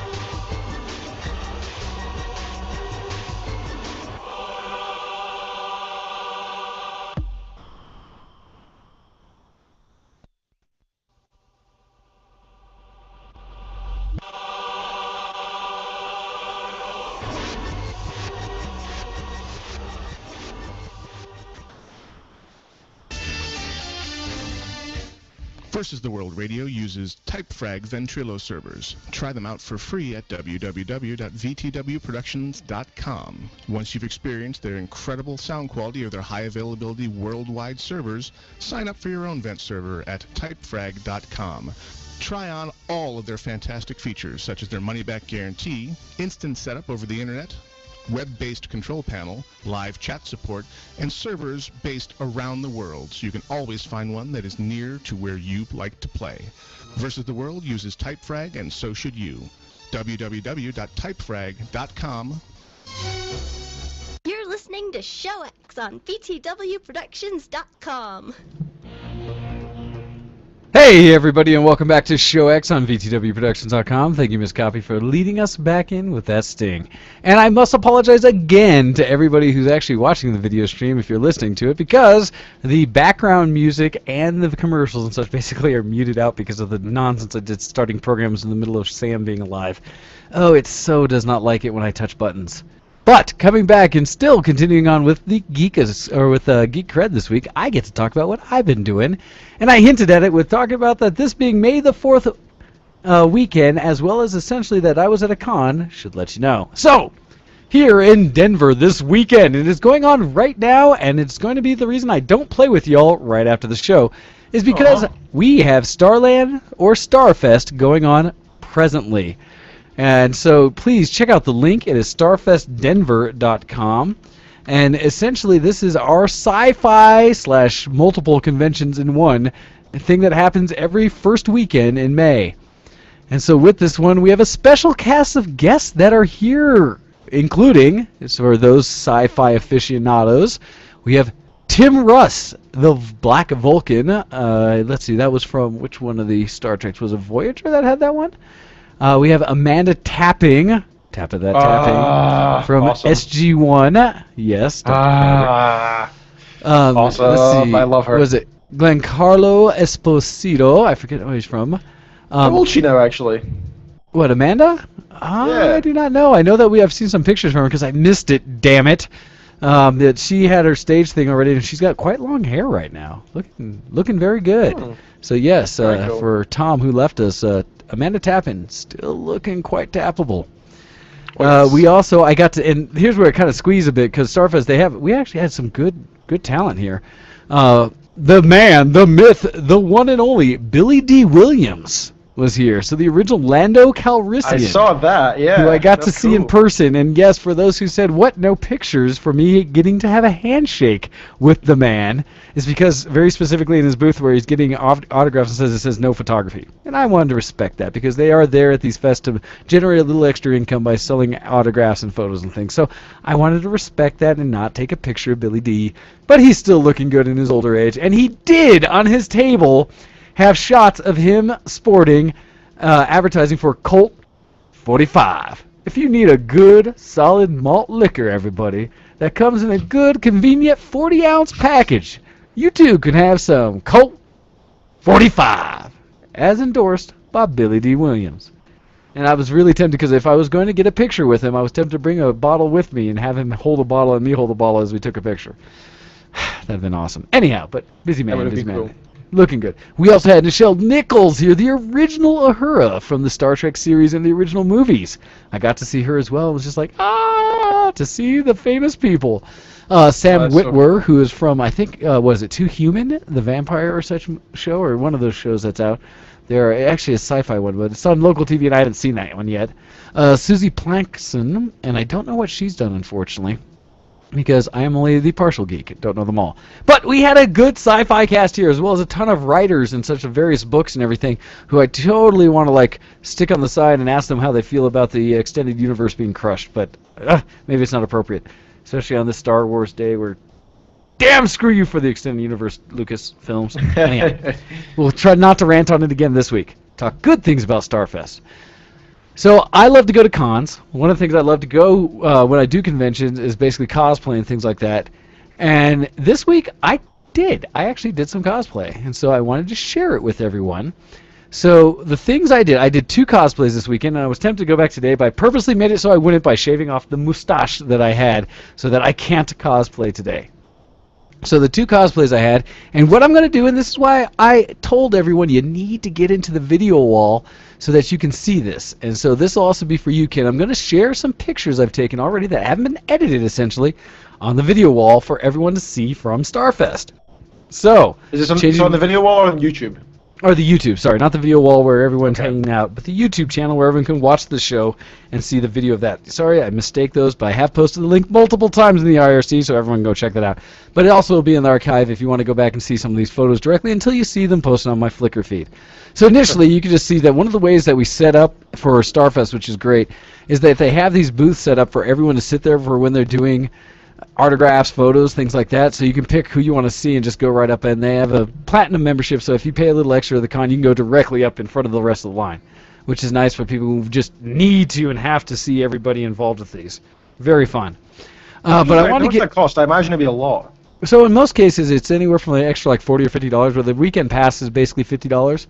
Not terrible. It depends how badly you need to talk to these people directly. I wouldn't say that's right. that. I'd say if you were willing to waste that time standing in queues, because I Yeah, know I'd that's probably part of rather it. save up and spend the money than I would wait in the queue. Well, it's just like Tom Bad Guy always pays for the big, the Platinum Pass, essentially the VIP pass for Comic-Con, because the Tales of Relevant Thought guys are comic geeks. So I understand why it's completely appropriate for them to pay for the extra, because they know all the comic guys, and it's make sure they're not wasting time.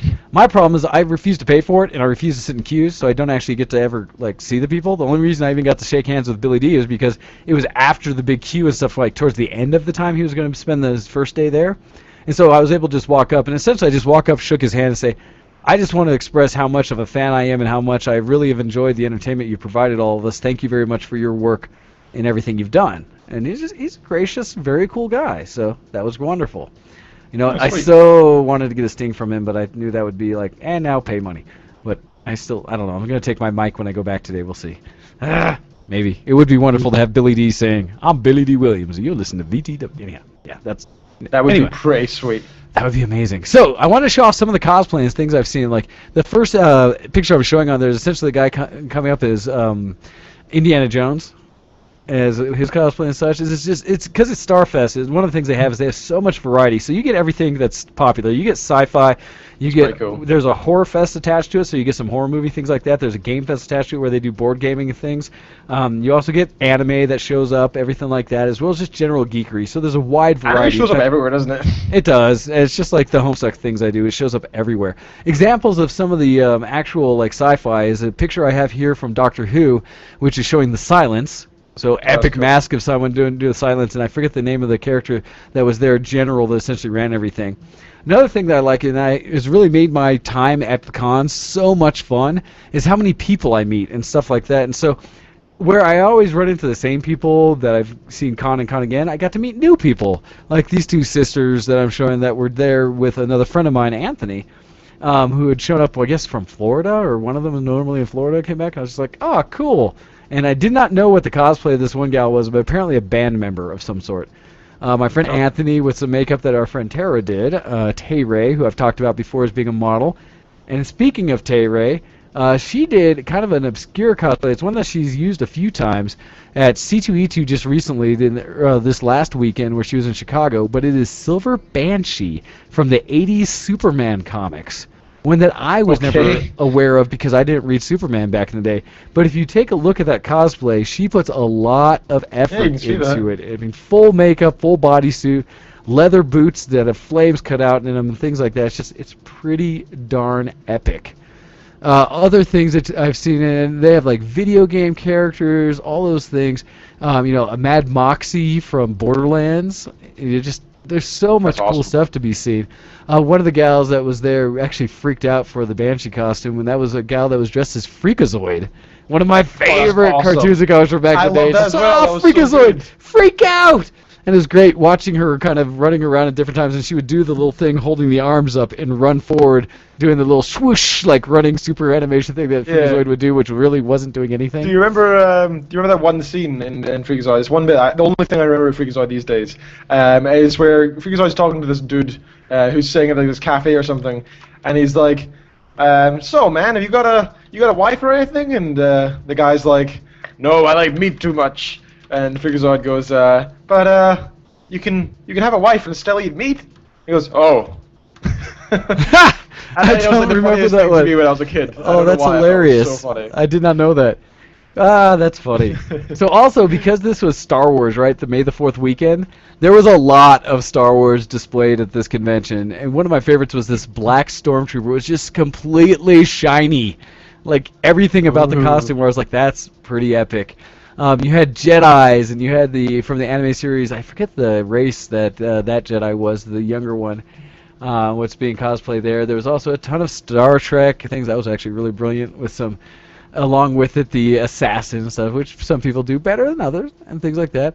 Very intricate play. Love this gal that was in kind of a pirate outfit, especially the details on her face. The makeup and everything and lipstick just was pretty phenomenal to watch. It was really, really cool. She's cute as well. Oh, yeah. Well, you should see the level of them. I played around a bit because my friend Tara, being really a professional model and being a Banshee character, I was like, you know what? You know what a Banshee would do? A Banshee would scream. You need a mic. Get on stage. Do some screaming. Like a rock band. So, basically used my little bits there where I was like, oh, that's awesome. A friend of mine from work doing a beautiful cosplay of being a little, with her daughter, essentially doing both a R2-D2 little cosplay and her in a rebel outfit, and they both had little pink tutus, which is amazing. Anyhow, I'm getting off. Along with the really good cosplay, did you see any really bad cosplay? So here's the thing, and there's a meme that discusses this, which basically says that there's no real bad cosplay because as long as someone is taking the effort to do cosplay, the right thing to do is to say good job and thank you for making the effort. No, I know what you're saying. I know what you're saying. You're nailing on the head. It's if you make effort. I'm talking to the guys who barely make any effort, and it's just like a bit of cardboard. So there is a lot of that. There is a lot of that, and some of it's kind of just silliness. But at the same time, there's some fun along with being silly. So you just accept it for what it is. But anyone who's really put forth an effort, got to give them props. This gal did one that I was surprised because the game's not even out yet. Do you recognize what that cosplay is? Let me see. It's from a game. It's not out yet. No, I did not. That is from Watch Dogs. No, I wouldn't recognize that. Well, and that's the thing. What was great about that was one where she kind of squeaked about it because she was like, you totally got it. I looked at her, I was like, Watch Dogs? She's like, yes. I was like, oh, I got to get a photo. That's awesome. Here's what I thought you'd recognize and be pretty aware of, especially because the movie is going to be coming out. And so hopefully you can understand who that is. I don't know. It's very fuzzy. Looks kind of like a Power Ranger to me, though. Well, so that one is Shredder from Teenage Mutant Ninja Turtles. Oh no, I wasn't a fan at all, dude. I what? No. Ken fail. I'm sorry. I'm allowed to have different taste than you. Yeah, you fail. Everybody's good at podcasting, but I'm allowed to have my own opinion. Everybody's good at cosplaying, but I'm allowed to have my own opinions. That's it is. Fail. Anyhow, continuing on, one that I always have to put out, and this is for all the Whovians out there. My friend Presley from Act Out Games, you've heard me talk about her YouTube channel. This is her cosplay for the Lonely Child from Doctor Who. Oh, that's cool. Absolutely epic. That is a vintage UK 1942 gas mask for civilians. Which one of the key points about it when they got it off eBay is they actually had to seal the mouthpiece on it because back in the day, in order to make sure it's fireproof, stuff like that, and for filtering, they used asbestos in the filter. So that's what you were breathing through. So they sealed that, and eventually they're going to go back and actually replace the filter completely so that it's not hazardous. But Presley... Still better than what else you could be taking in the mustard gas and the likes. Oh, no, you're right. Better than what else you could end up running into that would kill you, but it's bad when the things you're using to save yourself also will kill you. Just a bit slower, yeah. Oh, it's so bad. So one of the other things I got the opportunity to do, which was a lot of fun, and this is probably not the best representation of a picture of it because these ones are, I'll get one that's hopefully not as blurry. But my friend Danny, the 15-year-old model who is a true professional model out there, did a cosplay for Mink, which is from a game called DMMD, and I don't know that it's Demadriel something. Essentially, it's a yaoi game. For anyone who understands anime and that culture and yaoi, it's male-on-male action and a lot of man love. And so there's a whole counterculture for that. I refuse to play it. I have it on my computer. I refuse to install and actually play it because no. But I did a great photo shoot for Danny, and I had a lot of fun. She paid me actually to sit down and do a photo shoot with her. We spent, an hour and a half shooting photos. I think I ended up with almost 1,000 photos of her. So that'll be fun going through and doing some editing on, but did some almost professional photo work for a change. My friend Tara, Tay-Ray, she came out and did her male play called Enzo, one of her altered personalities, basically something she came up with. Always wears a tie and is supposed to be kind of a mafioso or Cuban drug lord, if you will. Some examples of some great Mortal Kombat cosplay, a great Scorpion and Katana that just, I figure you'd appreciate the Katana there, Ken. At least a little bit.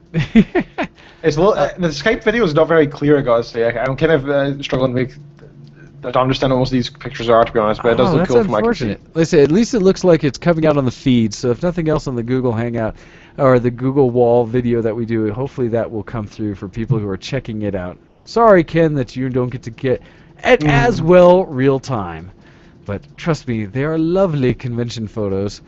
I'm trying to think some of the others. Oh, especially for this one, Ken, specifically for you. Okay. I want to do one for you. Well, first I was going to show one because I was a troll this week, and I will show some of the cosplay of what I did. So my friend Henry did one of the Tavros sprite, which is just a momentary character. But the one I want to show you is this one. I'll let it sit there for a second, so hopefully you can get. Oh yes, yes, please. What do you see, Ken? What do you see right there? I'm glad I wasn't there.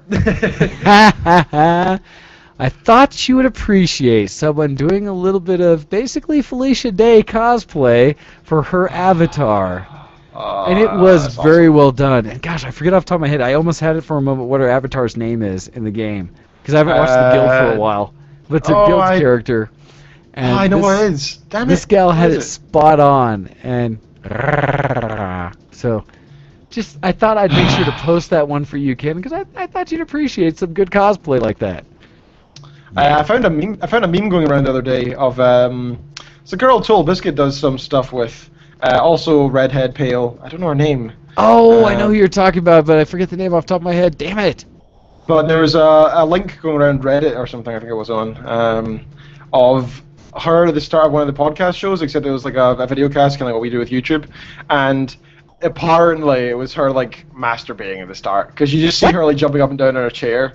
Then like Toll Biscuit introduces the show, and she looks at the camera and like surprised, like, oh my god, the show's starting now. I think she was just like jumping in her chair, like playing a game or something. That's hilarious. But the Reddit community was just like, oh my god, she's masturbating. Like got it. Yes. Yeah. Oh, that's so bad. I know who you're talking about, but I forget her name. Damn it. There was just epic cosplay. We had a guy who came as Judge Dredd character. Because it was May the 4th again, there was a lot of Star Wars cosplay. So example being one of the friends, Mike, who did his Mandalorian armor. And it's fun because we have a whole group locally who do Star Wars cosplay. It's the 451st, I believe is their name, Legion, which is all a bunch of Stormtrooper and Star Wars themed groups that are all from the Empire, essentially. So you have your Vaders and your Stormtroopers and all that running around with really nice armor.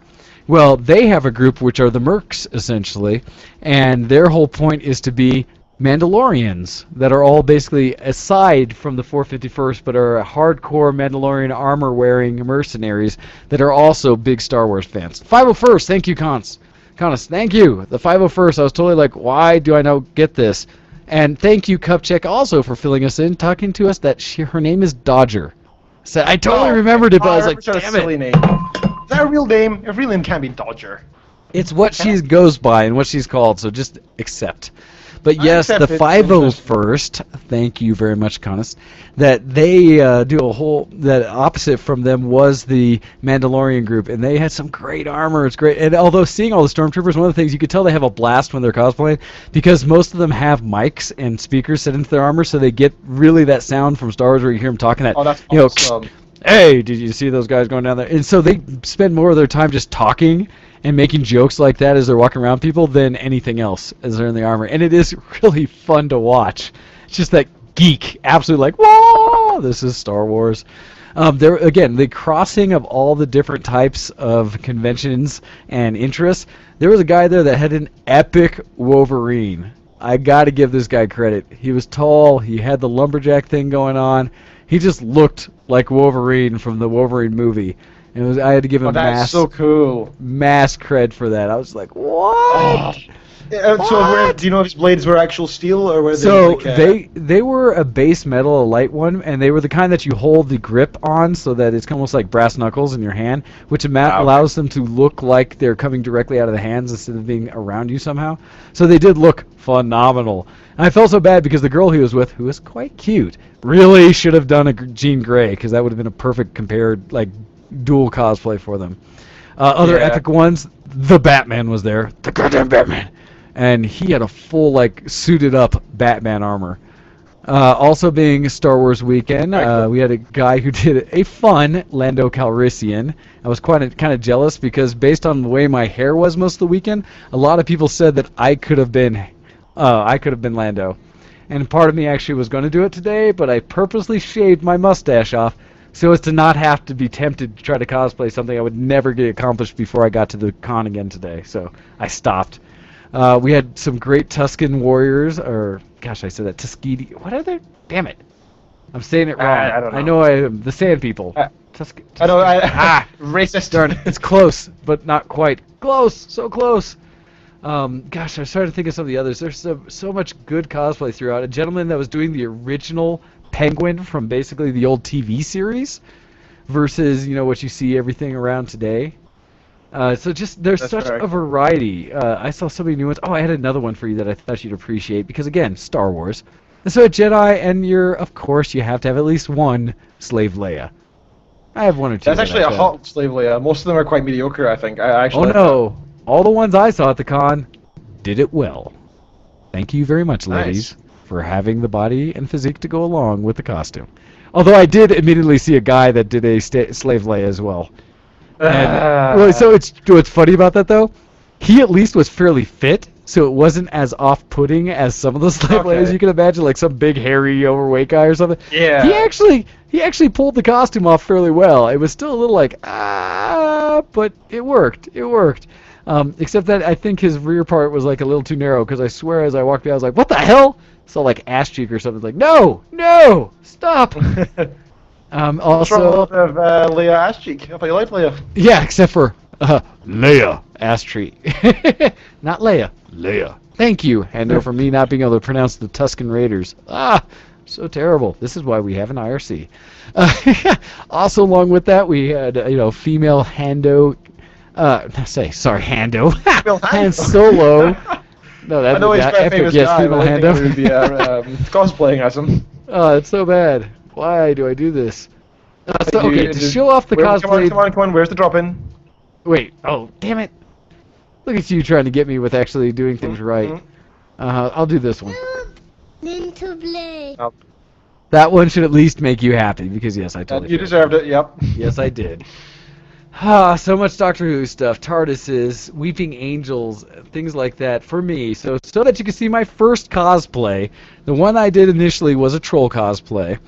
So that was my Latola cosplay from Homestuck, which kind of a chill character, and I think I've showed it before. That is a female character, skateboards, things like that. So that was one of my cosplays, and I got to let the fro out. Honestly, the way I did the mustache was for my other cosplay, which I'll get to later. People thank you very much to Anthony and to Tere for letting me use their room as a storage facility as I was doing stuff. One of the big cosplays that came out was Dara and her friend Steve for doing basically Mr. J and Harley Quinn. Harley Quinn from the animated series of Batman, which is honestly where she was initially introduced. She has an epic mallet that I will show here shortly, but they got to run around and got a lot of fans from it. And this is Harley with her mallet, her rather big hammer that she has. Great cosplay. But then everything that Terry does is pretty damn amazing for cosplay. The other one, and the only thing that I'll kind of finish that up on before we talk a little bit of news here. Oh wait, no, I got another one to show you, Ken. That I thought you'd appreciate. Okay. Someone who's going to do some good cosplay. And this was a gal that did a Venom cosplay, and in doing so, I can only half see it. Can you send me? I'm gonna look at the link. Wait. you want wanna a closer see look this. at that? I'm sure you do. I haven't posted up anywhere. Oh, you need the video link so you can watch it yourself. No, I was actually gonna go look at if you had them online yet. No, I don't yet. Yeah. These are just the initial previews where I've taken 1,900 photos so far this weekend. So no, Sure. I have not edited them yet. Okay. They're not up Fair there. enough. Okay, So- I'm watching in the video feed, so it'll appear very shortly. I'm still looking at what's her name, Harley Quinn. Yeah, so this Oh one's a- yes, very nice. The only thing is, it's kind of creepy, you know. Like I don't find that sexual whatsoever. I think she's cute from what I can tell, but good cosplay. But I'm not at all attracted to that. Oh, I can It's scary, I understand. think. I can understand. That makes sense. But it is one of those that's just like, haha. What was his name? Psy was there and is there every year. So basically, Mr. Gundam Style himself always makes an appearance. And then honestly, I found something that was truly creepy to me. This is like one of the creepiest things I ever ran into, and it shows it on the guy's shirt. It's called Hyperflesh. Okay. And I had never heard or seen of this before in my life. Is it just effectively like you make masks out of 3D printing or something? So it's a mask, but it's in a very organic-looking material, which is just like, what the hell is that? And so what I saw, and the first one I saw was walking through the hallway from the room where I was able to store my stuff from their room, and it was Ron Jeremy, the porn star. And what's disturbing about these masks is they look like real human flesh. And so they're a little bigger because they fit over a person's head. And it's just, the way it moved and the way the guy looked at me, I was really creeped out. It was like watching this oversized, chibi-sized head of a real person. That's and cool, it was though. Ron Jeremy, the hedgehog. I just, And they wore, these guys that represented this company, I'm kind of actually curious to check it out because I think on a shirt it shows like Mike Tyson. And at one of the dances they had a baby one. And it's just, it's weird because it looks real. Like, That's creepy. real. I don't know how best to describe it. It hurts my brain how amazingly lifelike they are. And because of that, entirely creepy. So That's awesome. yeah, check out Hyperflesh. I have no idea. I haven't checked for a website. If you do go search for it, you get some other kind of porn type things. I don't know. Maybe they have a different website, but by itself name that, it could be anything. But yeah, they make some very realistic masks that just creeped the hell out of me. Follow up with some more Star Wars stuff. It shows, some of that 501st, all the guys in all the different Star Wars garb, every kind of different stormtrooper you can imagine. Eventually, you will see all these photos posted up. Gal coming in as a Ewok. That was so cute.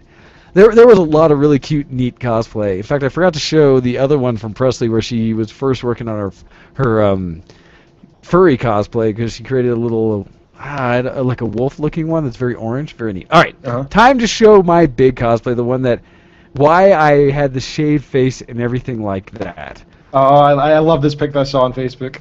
And so the cosplay I mainly did this weekend and did it a couple times was that of Shepard Book from Firefly. Woo. And it was a lot of fun, I must say. I kind of freaked out like all cosplayers of trying to get everything done in the last minute. And unfortunately, because of washing the shirt, the picture I'm showing, the collar got a little jacked up. So I'm going to have to go back and modify it and get it better again. But there was a decent amount of Firefly here and there, some good brown coats running around. And I did little details where I found a Preacher shirt online, ordered that on eBay, and then I had to modify the collar because Shepard in the actual series never has the front collar with the white insert. No, I know he doesn't know. No, it's actually offset to the right, and instead what he has is just a white collar around the whole thing, which I made. Like I said, unfortunately, after going through the wash, the collar kind of popped up, and I have to redo that.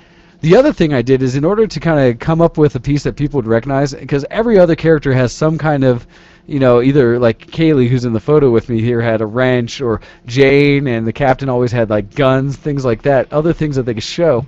I was like, what does Book have? And I could have got a Bible, and I probably should have. But instead, what I did is I made a box, of all things.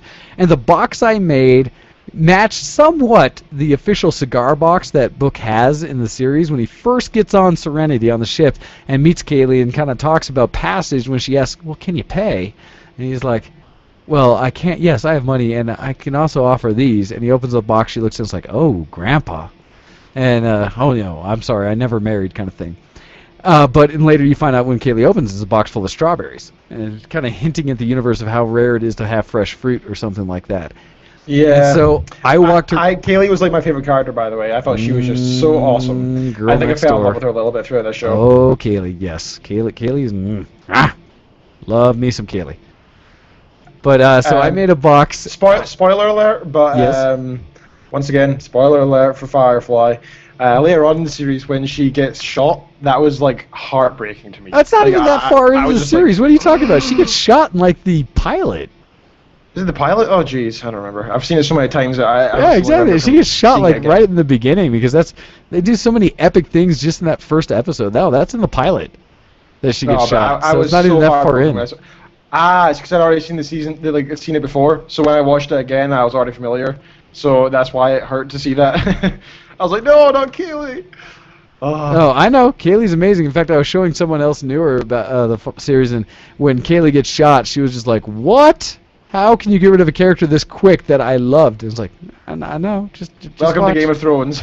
No, Game of Thrones is so much worse. They actually do kill the bejesus Oh, I out know, of I know, I know, everyone. I know. As Pusa was telling me she was going to try to spoil things for me, it's like, haha, I've read the books. You have nothing to spoil. But yes, with my Shepherd cosplay, and I'm very thankful for everyone who figured out who it was. There are some people that weren't really sure, but the people who did know who I was loved it. They kind of squeed for the fact that I was Shepherd because they said you always see captains, you always see Jace. Like you see more Jaces than anything from Firefly Yeah. because you get the hat and the blue sun shirt, and it's kind of it. And then you see a couple Kayleys here and there, but the ones you never see Zoe and you never see Shepherd. And so, Oh, dude, you did him so well. Like I am actually blown away at how well you did him. You look exactly like him. people I liked it. I recognized it straight away. People- And I really do the cosplay. It was great because people really did enjoy it. And when I did the box, because that was the thing, they'd see me and they'd be like, "Oh, book!" And I was like, "Yes, my child." And then I would reach into my bag I had and "Oh, can we get a photo?" I'd pull out the box and they're like, "Oh, you got the box!" And then I'd open it and they're like, "It has strawberries!"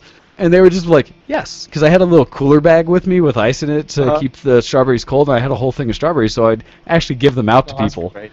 And Oh, that was that's the other good. thing, because at the con, and especially this Kaylee was amazing, because she took the strawberry and was just like, "Arr!" I was like, "Yay!" But it worked She did together. it properly. She did, and well, so it's funny too, because in these cons you're running around so much that you forget like to eat and things like that. And so some of the people, when I gave them strawberries, and there's a shot of Kaylee kind of enjoying the strawberry, but is that you forget to eat a lot of times, and so when you do have someone offer you food, and most people are kind of like, "Nah, what? I don't want. I don't trust it or something." But everybody who I offered strawberries to that wasn't allergic, I did run into like 3 or 4 people like, "Oh no, I will die." But the people who Oh, could okay. have it, yeah, I was like, okay, I can respect that. They were just like, "Oh my God, really? You're gonna let me have a strawberry?" And I gave them to them. They were like, "Oh, these are amazing." And so it just was like even that extra boon of like, this is the best cosplay I've ever done. And it's great because I honestly did it in a matter of like a week or two. I said, I wonder if I could finally do book if my hair's long enough. And so that's the other thing you see in that picture is that essentially my hair is pulled back. And this one I did better. And so it just fits. It just fits back, but not all of it. So I had to spray it down with a lot of white hairspray to give me the gray look. And the first day I did it, I used right. baby powder because I looked at tutorials online of how to make gray, hair gray. And the first one I looked at it said use talcum powder, which you can find in baby powder. So I did, but to make it look gray, I used a lot of baby powder, like a lot. Which was fine, except that the first night I love how they set the con. There was a whole dance floor out there. I love to dance, so I was out there dancing, and then people were kind of joking with me. My friends like, "Are you going to let the hair loose?" Because they've all seen the fro. And admittedly, when I pull the hair back and leave it like that all day, when I let it go, it does the part in the middle, just like from Serenity, just like what Shepherd Books does, where it parts in the middle and the hair's Nice. kind of all off to the sides. And so That I took did quite a that. I did, and so I undid it and did that. The problem is when I undid it on the dance floor, I forgot how much baby powder I had used, because then I went to bang my head to the music, and essentially everyone said no. this huge cloud of baby powder just went poof all amazing. over the con. And in doing so, they were kind of, people were just like, "What?" There were some kids that had been watching me dancing and such, and they just freaked out, like backed up, like, "Whoa!" And I give it out there as a challenge to our friend Pusa and others, because I've yet to be successful, and I don't know if it's available everywhere yet. But I was told the next day, at least by random people that had run into me when they saw me in my Shepherd costume again, that they were like, "Hey, you were dancing last night on the dance floor, right?" I was like, "Maybe." And they were like, I saw a video of you dancing. And I was just like, what? Oh, that's awesome. You should try searching for the hashtag on Twitter. Well, so I did do some quick looking, but did not find it. And so that's where I put that challenge out to our friend Pusa, who seems amazing at the ability to track down things on the internet and stalk people. Pusa, if you can find any video out there on the interwebs of me dancing at Starland Denver, officially it's Starland, or also called Starfest 2014, from this weekend, by all means let us know, and I will post links so everyone can see. Because at the same time, admittedly, I never see myself dancing, and so I have no idea what it looks like. But I did get props from a few people, so I don't think it'll be all that awful. I don't know. It'll be up to others to judge. But if you can find, and I don't know what it would be called, other than maybe just Starfest dancing, or able they do know it was Shepherd Book dancing. I don't know. So please find it. Cool, I'd love to see as well. Does it not creep you out that somehow somebody recorded you and it's available online? No, I mean, well, because from NandasCon, I have the video of me being in the Gundam video where it was, Gundam style, and we were all doing the dance, and I was in that video, and it doesn't bother me.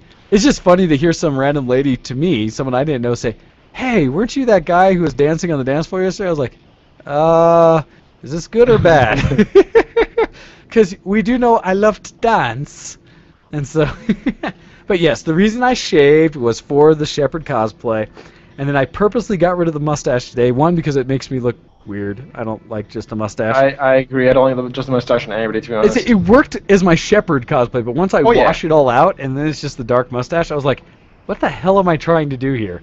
So I purposely shaved it this morning in order to even it all out so I can just let it all grow back in before I go to my next cosplay as Storm for Denver Comic-Con. Sure.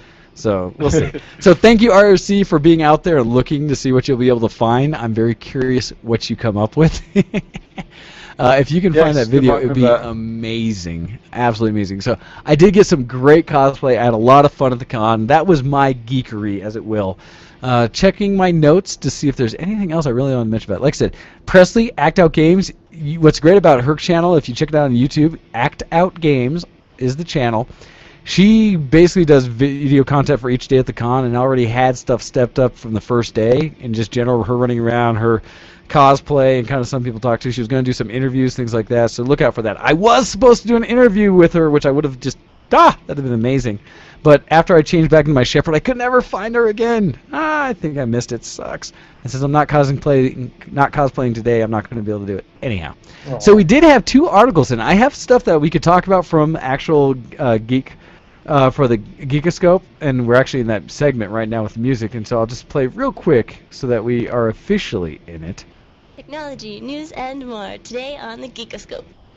And so with the Geekoscope, I'm trying to look, because there are some things I wanted to throw in there and talk about. The main one, the only one I'm going to bring up, other than these 2 articles that we'll talk about from our IRC, thank you Paz and Kuro for giving us articles, is that as much as we were trying earlier and we were running into issues, Skype. This is the one thing I was going to try to say something good about Skype.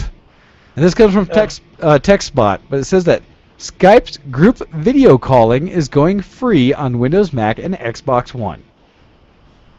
And so this is kind of a neat thing to say, because it used to be you had to pay $8.99 per month for a premium subscription, or for a single day $5 to get access to these premium features that Skype had. Well, due to the success of Google Hangouts and what they've been doing, Microsoft realized they needed to turn up the game and do something different. So what they are now offering, and I wasn't sure if when it would be released, but we tested it just the other day, and this is why anyone on my Skype list, if you saw a bunch of calls and you're like, what the heck was that about? That was me trying to test it. It works right now. And it is live, where you can now go up to 10 people in video chat on Skype for free. You no longer have to pay the premium. Why is this important? Well, we have this video cast we now do on Show X. So in the future, if anybody is calling into the show, you will be able to check it out and be able to be part of the show in your video as well. And so the name of the convention was Starland or Starfest, and I see a link that Pusa's already posted up, so we'll see what it is she found. And I'm going to look just now. Oh gosh, rave dancing. So that is actually from it, because that's the That's the actual little blow up That's kind of last thing that's year, in though. there, and I am probably somewhere towards the back of that. In fact, I thought I saw my hair for a second. No, this is called Starfest 2013. This must be last year. Oh, that's 2013. Never mind. No, so you got to find 2014. But yeah, that's actually the same setup. That's the exact same setup, but you're looking for 2014 version of that. So yes, Starland or Starfest. That is the dance. So you found A-Link, but that's the one from last year, which I was not a part of. All right. So that we can finish up and get things ready for the casuals as they come through, I did want to say that about hopefully what we'll be doing in the future with Skype, and that they now have group video calls for free. Not yet on mobile devices, but on all the PC devices and the Xbox One so far. So the other pieces we have two that were brought up. This one should be quick and I think horrible. I'm looking forward to your comment on this one, Ken. This one, I think Paz was the one who provided us the link from Kotaku. And this one says, a hack that gets you the most Taco Bell food for your money. Oh, jeez. And since we were Okay. talking about tacos and Mexican food, and this is so not really either, this is grade D beef, but damn, it tastes good, especially when we've been clubbing all night and drinking. It says, it's late at night. You've got a pocket full of crumbled bills and coins. Your hunger exceeds your self-esteem. Thanks to a clever hack, now all you have to do is send your budget to a special email address to generate a maximum calorie Taco Bell menu. And so what someone has Okay. done is built an algorithm that based on what food is offered at what price, it can maximize the amount of calories you will get out of the food that you order for your dollar. The Calorie example doesn't they... mean good food, though. Oh, it's Taco Bell, so you take that as well. It can taste amazing and so be bad. And yes, Kuro, it's at... no, let's see, was that the DCC Marriott? It is at the NDK Marriott. DCC is downtown. But and then Paz says that he hasn't worked for him yet, but an example given is that they do a cost thing where they have Nacho Bel Grande, chicken burrito, and bean burrito, and cheesy nachos, all for a cost of $6.96. So if you only had $7 in your pocket, with a total calorie count of 1,810 calories. Yes. That's $7 insane. for almost your daily calorie count for what you should ever eat. But I just thought this was a horribly interesting thing that someone came up with as a way to hack life. What do you think of something like this? I'm kind of sad that it exists, that people try and do this. But I suppose if you like are struggling for money and stuff, and you're like, oh man, I don't know if I'm going to be able to survive the winter. I don't know how to get enough calories. Some of this, I suppose, could really help. You know, like you can literally work out how to get the maximum amount of calories for the little amount of money that you have, and so you could probably survive the winter. However, for the majority of people who are not homeless people who are dying from money and need calories as much as possible, this is kind of silly. I think most of us should just order what we like and try to stay within a normal boundary of calories rather than whatever the maximum potential. I think it's actually harmful and boring, I think. But it's a cool idea anyway. It's something. Yeah, that's for sure. Something's a good way to put it, yeah. It's one of those things that honestly, calories is not the only answer, and you maybe don't want to make your entire meal out of Taco Bell. It's so bad. Oh, Taco Bell. But it tastes great, especially when you've been drinking. Anyhow, the other article I I've want. never had it when I've been drinking, actually. You just haven't really. Did you have Taco Bell? Yeah, I had it in the airport on the way back. Okay, I remember that. That's right. I remember the story. Because that still does not touch the Mexican food we had in Florida, which was awesome. But Taco Bell is its own thing. It is tasty, if not at all healthy, and makes you feel guilty about eating. But the other article we got, and this I thought was from Kuro, it might have been from Paz as well. This one came from Gizmodo, and it says, you said you had seen this one. So it says, Sony crams 3,700 Blu-rays worth of storage into a single cassette tape. What? I thought we were done with cassette storage. I remember those back in the 80s when it started. Anyhow, it says, stupid hipster 80s fetishism notwithstanding, cassette tapes don't get much love. That's a shame because magnetic tape is still a surprisingly robust way to back up data, especially now. Sony unveiled a tape that holds a whopping 148 gigabytes per square inch, meaning a cassette tape could hold 185 terabytes of data. That's insane. Wow, prepare for the mixtape to end all mixtapes. And they have a technique. It's a shame that it's still sequential, though. So yeah, the Not thing random about access. all tape backup, if you've never done tape backup, and I actually had to do this at work for a while, you do literally have to run the tape back and forth to get to the right location, and then start playing it to get the information off of it, which is always difficult for people who program to have to do that serially. And I have no idea how that storage really worked. How you like recorded your program after you had completed it? Did you have to like play the program and then hit record on the tape player? I don't know. That was oddly before my time. When I started using computers, there were at least 5 1/4 floppy disks. Yeah. So I missed that stage of tapes. I know a lot of people who did it. I did not. And thank you, Kuro, for that article. Yeah. So, but it's interesting to me that they still got out there and said, because tape backup, while not necessarily the most efficient in the sense of storage, but not necessarily the most convenient as it is for finding specific data or for the time it takes to record and retrieve data. It's always been pretty epic for the cost at which it takes to store a large amount of data. It just blows me away that a company like Sony has even gone any further to make it a better technology now, because I thought it was dead.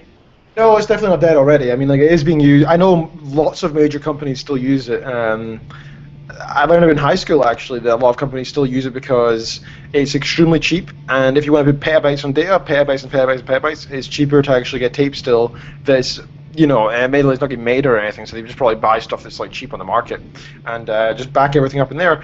It's more of a just a good way to store stuff in different locations. So what they do is record all the data from the servers once a day or whatever, get it sent to some place that's fireproof and put it in there. So that whatever happens, they've got some kind of backup. Now, it's good to have some kind of backup, but the problem you still run into with tape is that it is a physical medium that is not the most robust. And so one of the problems you always had with tape backup was the potential, if you don't have it in a climate-controlled environment, stretching, degradation of the tape itself, things like that. And so it's something you always had to be aware of when you're relying on a tape backup as your major source of how you're going to store your data. I mean, in a way, it's great, again, because it's cost for the amount of data that you can store. That's huge. And the old DAC tapes we used to have were these massive things, so based on this new technology of how they're storing it, you could probably fit petabytes of data on one of these tapes we used to use. And so it is amazing. But yeah, I love that they do have something like this. It's still weird for me because I can't imagine plugging a tape drive in again. And it's funny because I have a tape player next to me, but that's so I can take my old 80s tapes and put them to digital. That's why. And then you're going to have to do all the way back soon. Yeah, we're going cyclic, right? I thought it was just fashion that was coming back into style from the 80s. Now I didn't realize that it was also like how we store data. So... Yeah, it's funny how we're going kind of backwards in time and things like these repeat. And then again, we're always advancing in the laser technology and how CDs and the likes work, and we're always getting more advanced versions of CDs. I mean, initially, what was it, 512 megabytes, and now you can get gigs and gigs and gigs. So, well, basically for that optical type of storage, optical media, yes. We've gotten to a point where it's kind of surprising how much data we can fit into small physical spaces, let alone when we finally get to the point of having things like holographic drives. Ooh, I fail. In the time of terabyte thumb drives, I don't know why we even need anything else for consumer use, to be honest. I mean, you can put your entire computer on that effectively and just plug it into a terminal and just run from that if you really want to. So, anyway, yes. Do you mind if I grab an article? Or Go ahead. We have a few minutes. Well, barely a few minutes, so give us a quick one. I don't know how much we can talk about, because I do see casuals ready to take over the stream. Okay, I'll be very, very quick. It says last night, but this was on April 8th. This is quite a while ago, this one. Last night, a month ago. Yeah. The Simpsons did a shout-out to the immensely popular Mojang game, Minecraft. Okay. The long-running television series whose intro sequences change every episode features the iconic Simpsons characters as Minecraft-style figures in a blocky world, complete with Bartender Mo as a creeper. Nice. I'm not sure how I feel about it, said Minecraft creator Marcus Persson, aka Notch, on Twitter. I still feel like it's a bit like this small game I made at home. It's so weird to have all these things still happen. Previously, a fan had redone the Simpsons intro into Minecraft, but it says people are unsure which one is better. And it goes on and says Minecraft is a series that sold over 35 million units, cementing its place in pop culture. So that's cool. I think it's pretty cool that the Simpsons are still doing shows to current things that are going on in the game industry as well as other industries as well, celebrities and stuff which they're famous for, Minecraft, well, so Simpsons have been really good at forever keeping up, essentially, with the trends and stuff that's going on. That's why the series has been going on forever. So good job, guys. All right, we have to kill it out. You got 30 seconds, Ken. Give us our outro so we can say goodbye to everyone today. Tonight is gaming night. Come along to the Ventrilo server. If you want to know how to get there, go to the VTW Productions main site and you will find instructions there. You need the telephony program Ventrilo, which works over voice over IP to connect to us, and a microphone and headset as well. Send us an email, showx@vtlproductions.com. Tell us what you've been up to this past week, especially in terms of geek stuff. Also, follow us on Twitter. Go to twitter.com/VTWShowX or twitter.com/DocDead or twitter.com/GoHex. Also, check us out on Facebook. Type in the Showx at the top or Versus the Web Productions and like us there. That would be very kind of you. I'll get the art contest fixed for next week, I promise. So thank you, everybody, for listening to Showx this week on VTWProductions.com. Please listen to all the shows on VTW and catch the show after us right now, Alpha Geek Radio's Casually Hardcore. Make sure you stay tuned after Casually Hardcore, the hour after that, for Tales of Relevant Thought, followed up by our new show, the second episode of Nickels and Pussy. So enjoy all of that and all things on VTW. We will catch you again next week. So have a good day. Goodbye. See you next zombie. Good night. Also, God. Hey, this is John DiMaggio. You're listening